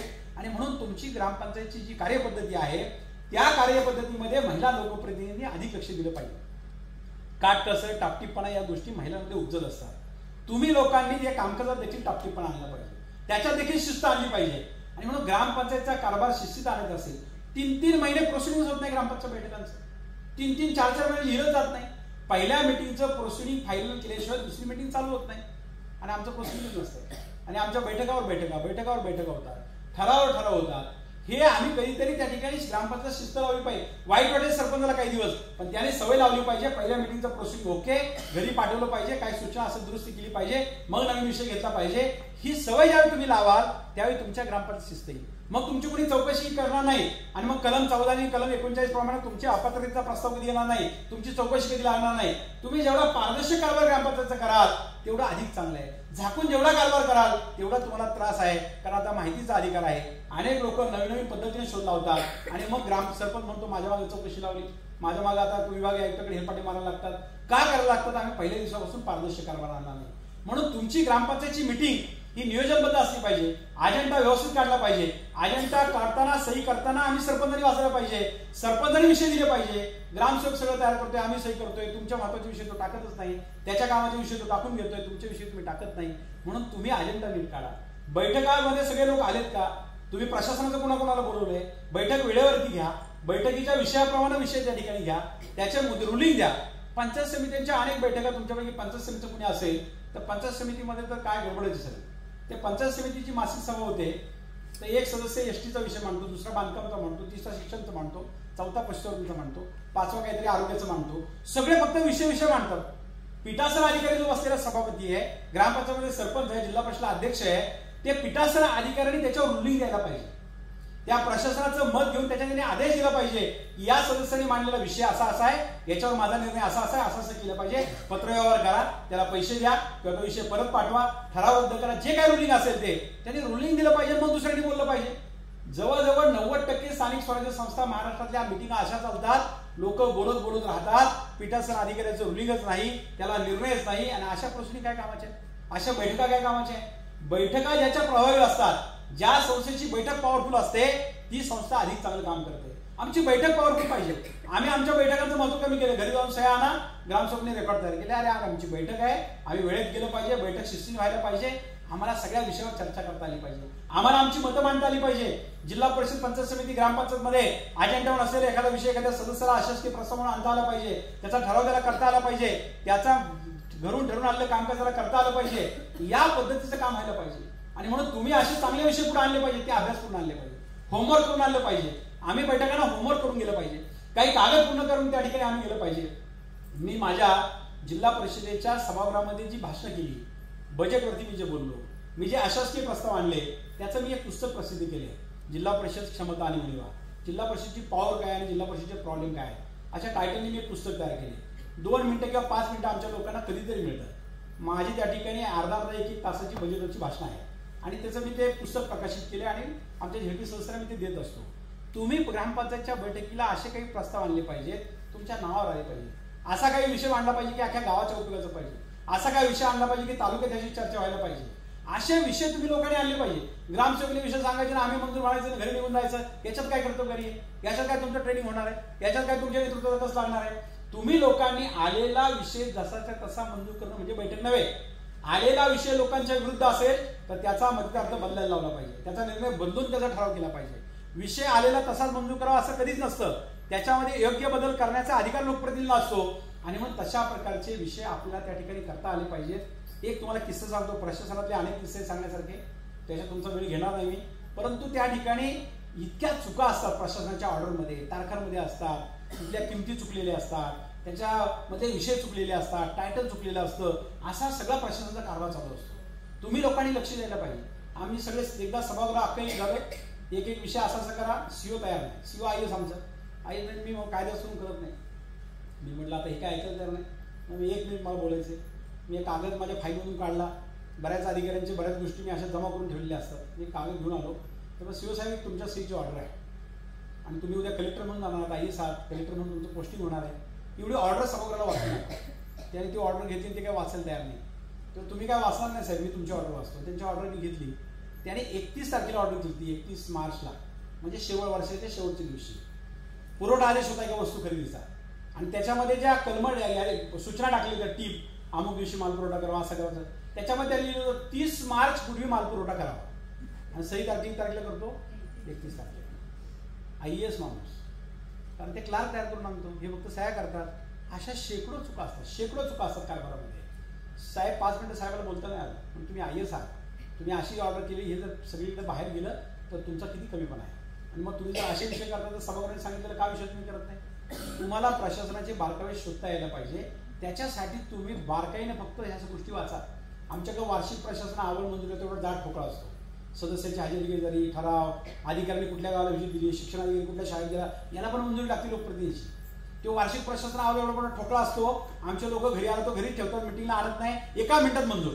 वार्षिक प्रशासन अहवालचा विषय सगळं मंजूर, कुणीच काय बोलत नाही. एवढा मोठा आरसा तुमच्या समोर दिलाय, अभ्यासाला संधी आहे. मी म्हटलं एकच शंका आहे छोटीशी, फार काय खोलात जात नाही. एकदा तर त्याचं पोस्टमार्टमच केलं मी वार्षिक प्रशासन अहवालाचं, त्यांना ते खूप बदलाव लावला. पण एकदा एकच उदाहरण सांगितलं, सीओ साहेब तुमचं अभिनंदन करायचं आहे वार्षिक प्रशासन अहवाल. म्हणजे काय, म्हणजे तुम्ही माझ्या मतदारसंघाच्या अमुक गावाला व्हिजिट केलेली आहे आणि मला त्याचा आनंद झाला, तर मला एक सांगा की त्या गावात तुम्हाला काय आवडलं आणि काय आवडलं नाही. ते सीओ त्या गावाला गेलेलंच नव्हतं. ते लागले विलेज पंचायत डेप्युटी सीओ बघायला, ते लागले क्लार्क शोधायला, त्या कुठल्या क्लार्कने टाकलं म्हणून ते क्लार्क त्या बैठकीतच नव्हता. ते जर गप्प झाले. मी म्हटलं मला माहिती आहे तुम्ही त्या गावात गेलेच नाही, ते तुमचे खालचे क्लार्क लोक अशा गाळ्याला भरून टाकतात, तुम्ही पण बघत नाही, आम्ही पण बघत नाही, असा सगळा राम भरोसा आपला कारभार चाललेला आहे. अशा अनेक गोष्टी प्रशासनात होतात. 100% प्रशासनाच्या चुका काढत बसू नका. पण मी मगाशी म्हटलं नाक दाबता आलं पाहिजे, चिमटा काढता आला पाहिजे, प्रशासनाला आपल्याला सरळ करता आलं पाहिजे, प्रशासनाची मैत्री देखील करता आली पाहिजे. कारण त्यांच्याकडनं आपल्याला जे शिकायला मिळतं ते कायद्याचं पुस्तक वाचून शिकायला मिळत नाही. त्यांच्याकडे अनुभव असतात, गोष्टींचं ज्ञान असतं. 99% अधिकाऱ्यांशी माझी मैत्री आहे. बदलून गेले अधिकारी तरी त्यांची मैत्री टिकून आहे. त्यांच्याकडनं शिकायला मिळतं, नवीन गोष्टी मिळतात. तुम्ही देखील ज्या महिला अधिकारी आहेत त्या महिला अधिकाऱ्यांशी मैत्री करा. त्या बदलून वरच्या पोस्ट गेल्या तरी तुम्हाला मदत करतील. आणि म्हणून ज्या ज्या ठिकाणी तुम्हाला चांगले लोक भेटतील, चांगल्या महिला कर्मचारी भेटतील, चांगल्या महिला पदाधिकारी भेटतील, आज तुम्ही सगळेजण इथे एकत्र आलात, तुमची पण मैत्री व्हायला पाहिजे, तुमचे पण चांगले एकमेकाशी कॉन्टॅक्ट असले पाहिजे, एकमेकाला चांगले विषय शेअर करता आले पाहिजे. शेवटी सर्वगुण संपन्न माणूस कुणीच नसतो. एकमेकाचं चांगलं शेअर आपल्याला करता आलं पाहिजे. आणि त्या दृष्टिकोनातून तुम्ही काम करायचा प्रयत्न केला तर चांगलं काम करू शकता. आणि म्हणून गावातल्या या सगळ्या संस्था, ग्रामसभेच्या कायद्याच्या दृष्टिकोनातून मी नंतर तुम्हाला सांगणार आहे, या सगळ्या गोष्टींच्या बद्दल एक चांगलं काम गावामध्ये करा. या 5 संस्थांचा समन्वय ठेवा. मग व्यक्तिगत लाभाच्या योजना अनेक आहेत. महिला, विधवा, परित्यक्ता, दिव्यांग असतील, शेतमजूर असतील, वृद्ध कलावंत असतील, सगळ्यांसाठी योजना आहे. गोपीनाथ मुंडे शेतकरी अपघात योजना 2 लाख मिळतात शेतकऱ्याला. आम्ही फक्त दुष्काळात जातो. विद्यार्थ्यांना जाताना येत्या ऍक्सिडेंट झाला, विद्यार्थी अपघात मिळत नाही. सगळ्यांचे इन्शुरन्स काढलेले आहेत, सरकारने काढलेत. आम्ही काही तपास करत नाही त्यांना पैसे मिळून देण्याचा. अनेक गावांमध्ये अनेक लोकांना योजनाच नाही. एकदा तुम्ही योजनांवाईज त्या ठिकाणी माझ्याकडे एक PDF आहे, तुमच्या ग्रुपला टाकता येईल तर टाकतो. 41 योजनांचं एक पुस्तक केले मी, योजना आणि त्याचा फॉर्म. तर तुम्ही गावातल्या जवळजवळ 90% कुटुंबाला योजना देऊ शकता. सगळ्यांसाठी योजना आहे. पांढरं रेशनिंग काढणारे, टॅक्स भरणारे सोडले तर सगळ्यांसाठी योजना आहे. आता तर विश्वकर्मा योजना आली 12 बंधुरांसाठी, सगळ्यांसाठी योजना आहे. तुम्ही ठरवलं तर प्रत्येक घरात योजना देऊ शकता. मी नेहमी सांगतो 10 लाख रुपयाचा तुम्ही रस्ता केला त्याला खड्डा पडणार आहे, पण त्या घराशेजारी त्या रस्त्यावर राहणारे 2 दिव्यांग त्यांना पेन्शन चालू करून दिली तर तो माणूस तुम्हाला आयुष्यात कधी विसरत नाही. तो कायम तुमच्याशी जोडला होतो. विधवा परित्यक्ता महिलेला तिला पेन्शन चालू करून दिलं, ती तुम्हाला विसरणार नाही. बेघरला तुम्ही घर दिलं तो तुम्हाला विसरणार नाही. आणि म्हणून गावातल्या वेगवेगळ्या संवर्गातल्या गरीब माणसाला न्याय मिळवून देण्यासाठी तुम्ही फार मोठं काम करू शकता. त्यासाठी तुम्ही सत्ताधारी सरपंच असण्याची आवश्यकता नाही. मी माझ्या पुस्तकात दिले 14 प्रकारची कामं आमचा ग्रामपंचायतचा सदस्य विरोधी पक्षात असला तरी तो त्या ठिकाणी करू शकतो. लाईटचं मीटर घ्यायला कुणी वशिला लागत नाही, संजय गांधीला कुणी वशिला लागत नाही. अशा अनेक योजना की ज्याच्यामध्ये वशिलाच लागत नाही, ज्याला टार्गेटच नाही, निधीची त्या ठिकाणी मर्यादाच नाही, अशा अमर्याद विषय तुमच्यासाठी आहे. तुमचं जे मर्यादित क्षेत्र आहे ग्रामपंचायतचं त्या क्षेत्रामध्ये काम करा. त्याच्यासाठी मग तुम्हाला तालुक्याला यावं लागेल. मग तालुक्यात नुसतं पंचायत समितीत जाऊन थांबू नका. पंचायत समितीच्या सगळ्या टेबलावर जा, तहसील कचेरीमधल्या सगळ्या विभागामध्ये जा, महसूलमध्ये जा, कृषीमध्ये जा, महावितरणमध्ये जा. एवढ्या योजनावरून ठेवलेल्या आहेत. योजनावर मी तुमच्याशी 2-3 तास बोलू शकतो. एवढ्या योजना आहे. महावितरणमध्ये योजना आहे. आम्हाला महावितरणमध्ये त्रिसूत्री नावाचा कार्यक्रम आहे. गावात मेंटेनन्सचं काम करता येतं, जागा लोकांना मीटर देता येतो, बिल दुरुस्त करता येतात. एक वेळेचं ग्रामपंचायत सदस्य पत्र दिलं तर तो अधिकारी तुमच्या गावात काम घेईल, कारण त्याला तुमची गरज आहे. अनेक अधिकाऱ्यांना तुमचीच गरज आहे. गावातली महिला लोकप्रतिनिधी, महिला एकत्र करण्याची अनेक लोकांना गरज आहे. उमेद अभियानात आमच्या लोकांना गरज आहे, बचत गटात लोकांना गरज आहे, महिला वार्ताल्यांच्या स्टेटच्या विभागात तुमची गरज आहे. कितीतरी विभागांना महिला लोकप्रतिनिधीच्या कामाची गरज आहे, महिलांना एकत्र आणण्याची गरज आहे. पण आज तुमचा आणि त्यांचा संपर्क नाही, प्रशासनाची तुमचा समन्वय नाही, ते तुमच्याकडे येत नाही, तुम्ही त्यांच्याकडे जात नाही. आणि म्हणून तुमचं गावातलं काम तुम्हाला असं वाटतं किती छोटा निधी मला आलाय, 2च काम माझ्या वाटलं आली, ते सोडून द्या निधी. त्याच्यापेक्षा शेकडो कामं, शेकडो गरीब लोकांना देण्यासारखी आपल्याकडे आहेत आणि त्याच्यासाठी कुणाचा वशील लागत नाही. तुम्ही सत्तेत आहात का विरोधात आहात याला काही महत्व नाही. फक्त तुम्ही लोकप्रतिनिधी ठरवलं पाहिजे की मी एक महिला म्हणून एक करून दाखवेल, मी माझ्या वार्डमधल्या कुटुंबाचं चित्र बदलेल, त्यांचं दरडोई उत्पन्न वाढवेल, त्यांच्या आयुष्यामध्ये चांगले दिवस आणेल. मग ते शेतकऱ्यांना मदत करता येईल, गोपालकांना मदत करता येईल. कोणता संवर्ग नाही असा त्या संवर्गाला मदत करता येत नाही. असे सगळे संवर्गाला आम्ही मदत करू शकतो. फक्त तुम्ही प्लॅन करा की मी आठवड्यातला रविवारी 2 तास काम करेल, दिवसातला फक्त 1 तास लोकांसाठी काम करेल. किती घरं असतात कुटुंबामध्ये, वार्डमध्ये 5, 50, 100 घर. गाव किती 500 लोक असतं गाव, नाही तर 2000 लोक असतं गाव. मोठं गाव असेल तर बाकीच्यांची मदत घ्या. पण तुमच्या वार्डमधल्या सगळ्या लोकांच्या आयुष्यात चांगले दिवस तुम्ही आणले आणि त्याचा एक उत्तम अहवाल, एक चांगला अहवाल तुम्हाला मांडता आला पाहिजे 5 वर्षांनी. हे काम मी करून दाखवलं, रस्ता असा होता, असा केला, हा माणूस गरीब होता, त्याचं उत्पन्न मी असं वाढवलं, त्याच्यामध्ये त्याला पेन्शन चालू करून दिली, दिव्यांगाला सर्टिफिकेट दिलं, त्याला UD ID कार्ड दिलं, त्याला योजना मिळून दिली. हे तुम्हाला लोकांच्या समोर अहवाल मांडता आला पाहिजे. त्याच्यासाठी तुम्ही नियोजनबद्ध काम करा. मीडियाशी चांगले संबंध ठेवा. मीडिया हा एक वेगळा स्वतंत्र विषय आहे, त्याच्यावर मी आधी बोलत नाही. पण तुमच्या बातम्या तुम्हाला घेता आल्या पाहिजे, तुम्हाला त्याचं वर्डिंग करता आलं पाहिजे. तुमचं PRO तुम्हीच असलं पाहिजे, तुमचं बातमीदार तुम्हीच असलं पाहिजे. चांगले व्हिडिओ, चांगले रील, चांगले फोटो, चांगल्या कामांच्या बातम्या तुम्हाला करता आल्या पाहिजे. तुमचा आवाज तुम्हाला करता आला पाहिजे. तुमचं पत्रव्यवहार प्रभावी पाहिजे. पत्र गेल्याबरोबर अधिकाऱ्याला वाटलं पाहिजे या महिलेचं काम केलं पाहिजे, विषय नीट आहे, अर्जदार नीट आहे, संदर्भ नीट आहे, विषय नीट मांडलेला आहे, पोच घेतलेली आहे, नाही केलं तर वरिष्ठांना पत्र जाऊ शकतं. हा दरारा तुमच्या पत्रव्यवहारामध्ये असला पाहिजे, त्याचा रेकॉर्ड तुम्ही ठेवलं पाहिजे. हे जर तुम्ही सगळं केलं तर मी तुम्हाला सांगतो एक कार्यक्षम सक्षम महिला म्हणून तुम्ही काम करू शकता. कुठल्या कुटुंबातल्या, कुठल्या जातीतल्या, गरीब श्रीमंत काही महत्वाचं नाही. तुम्ही ठरवलं तर तुम्ही गावाचं चित्र बदलू शकता. तुमच्यावर खूप अवलंबून आहे. महिला लोकप्रतिनिधीला महिलांचं दुःख कळतं, गरिबांचं दुःख कळतं. आमची पुढारी मंडळी एवढं गावात जात नाहीत, कुटुंबात जात नाही, ती उमऱ्याच्या बाहेरच असतात. घरापर्यंत चुलीपर्यंत फक्त तुम्ही जाऊ शकता. ती महिला, गरीब महिला फक्त तुमच्याशी बोलू शकते. निराधार महिला, तिच्यावर आलेला प्रसंग फक्त तुम्हाला सांगू शकते, पुरुषाला सांगू शकत नाही. आणि म्हणून जर महिला आरक्षण, महिला लोकप्रतिनिधी यशस्वी करायचे असतील आणि उद्या कायदेमंडळामध्ये दिलेला आरक्षण पंतप्रधान ज्यावेळी निर्णय घेतात तो यशस्वी करून दाखवायचा असेल तर आमच्या महिला ताकदीने आल्या पाहिजेत. आज अशा महिला आहेत पण हाताच्या बोटावर मध्ये इतके आहेत. त्यामुळे अधिक अशा महिला ताकदीच्या पुढे आल्या पाहिजे. प्रशिक्षणाचा हेतू काय? राष्ट्रीय महिला आयोग कशासाठी करताय? तुमचं लिडरशिप तयार व्हायला पाहिजे. तुम्ही हे काम करायला पाहिजे. तुम्ही प्रभावी लोकप्रतिनिधी असले पाहिजे. माझ्याकडे सांगण्यासारखे विषय खूप आहे. मी अजून किती तास तुमच्याशी बोलू शकतो, पण कायद्यावर आपल्याला काही बोलायचंय. चहाची सुट्टी घ्यायची सर, चहाची सुट्टी आपल्यामध्ये घ्यायची. अजून तुमचं शेवटचं एक व्याख्यान आहे. तुम्हाला एक विनंती करेल की उद्या समारोपापर्यंत पुढे जाऊ नका. किती घरी काम येईल, लग्न, यात्रा, जत्रा हे कायमच असतं आपल्या आयुष्यामध्ये. मी आमच्या लोकांना नेहमी म्हणतो, तुम्ही माझी सरपंच झाला तर तुम्हाला म्हणतील का लग्न येऊ नका, म्हणतील का बारशाला येऊ नका? आणि तुम्ही माझी सरपंच झाला मिटिंगला बोलवतील का? तुम्हाला इथे ट्रेनिंगला बोलवतील का? आपल्या लोकांना हेच कळत नाही. लोक मला लग्नाला होतो पण मिटिंगला नाही आलो. अरे बाबा, लग्न काय नंतर होणार आहे ना. आता तुला लोकप्रतिनिधी म्हणून बोलायचा अधिकारी म्हणून तुला इथे येते, तुला नंतर नाही कोणी बोलवणार. बऱ्याच महाराष्ट्राच्या लोकप्रतिनिधी कळत नाही, प्रशिक्षणाकडे लोक जात नाही, बैठकांना जात नाही, कामकाजात भाग घेत नाही. हे लग्न, यात्रा, जत्रा, गावकी कायमच चाललेलं आहे. आयुष्यभर आपल्याला ते करायचं आहे. पण ज्या काळात तुम्हाला लोकांनी स्वीकारलं, तुमचं नेतृत्व तयार केलं, इतरांपेक्षा तुम्ही काहीतरी वेगळे आहात म्हणून तुम्हाला निवडून दिलं, त्यावेळेला तुम्ही काहीतरी वेगळं काम करून दाखवलं पाहिजे. तुमच्या कामाची आठवण माझी झाल्यानंतर लोकांनी ठेवली पाहिजे. लोकांच्या तोंडात तुमचं नाव असलं पाहिजे. आदराचं स्थान गावातून निर्माण केलं पाहिजे. पदं येतात आणि जातात, आपलं काम शिल्लक राहतं. आपण केलेली त्या ठिकाणी कामाची प्रक्रिया लोकांच्या लक्षात राहते आणि मग कामाच्या रूपाने आपण लोकांच्या लक्षात राहिलं पाहिजे आणि एक आधार म्हणून, आपला माणूस म्हणून तुम्ही लोकांकडे गेलं पाहिजे. तशा प्रकारचं काम करावं, अशा प्रकारची अपेक्षा व्यक्त करतो. बरेच विषय आहेत. आपल्या उत्तरार्धामध्ये देखील आपण काही कायद्याच्या संदर्भात तुमची प्रश्नोत्तर घेऊ. तुमचे काही चांगले अनुभव सरांना विनंती करेल मी की यांचा एक चांगला व्हॉट्सअपचा ग्रुप सर असू द्या. याने एकमेकावरती चांगल्या गोष्टी टाकल्या पाहिजेत, PDF टाकले पाहिजे, चांगले व्हिडिओ टाकले पाहिजे, चांगल्या स्कीम टाकल्या पाहिजे, ग्रामपंचायतचं एखादं चांगलं मॉडेल टाकलं पाहिजे, एखाद्या शाळेचं मॉडेल टाकलं पाहिजे. चांगली कामं एकमेकाला आपण शेअर करता आली पाहिजे. आणि तशा प्रकारे तुमच्या राज्यभरातून तुम्ही एकत्र आलात तर ही आठवण की या माध्यमातून मला मिळालं, अनुभव मार्गीतून मला ही गोष्ट मिळाली, याचा उपयोग मी गावात केला. मला अशा अनेक सरपंच भेटतात, अनेक त्या ठिकाणी जिल्हा परिषद सदस्य भेटतात की भाऊ एक विषय कळणार, त्या विषयात मी एवढं काम करून दाखवलं, माझ्यापेक्षा जास्त काम करून त्यांनी दाखवलं. एक संजय गांधीमध्ये एवढा लांब गेलो, मनरेगामध्ये मी इतका लांब गेलो, मी या ठिकाणी शिक्षणाच्या क्षेत्रामध्ये शाळेमध्ये असं चित्र करून दाखवलं. अशा अनेक लोकप्रतिनिधी आम्हाला भेटतात आणि म्हणून त्या ठिकाणी आपण लोकांनी एखादं विशिष्ट क्षेत्र निवडून त्या क्षेत्रामध्ये यशस्वी व्हावं, अशा प्रकारची तुम्हाला या ठिकाणी विनंती करतो. आणि मला या ठिकाणी सरांनी बोलवलं, अजून एक शिक्षण आपलं व्हायचं आहे, परंतु या प्रशिक्षणामध्ये आता हा शेवटचा वर्ग या वर्षातला आहे. पुढच्या वर्षी पुन्हा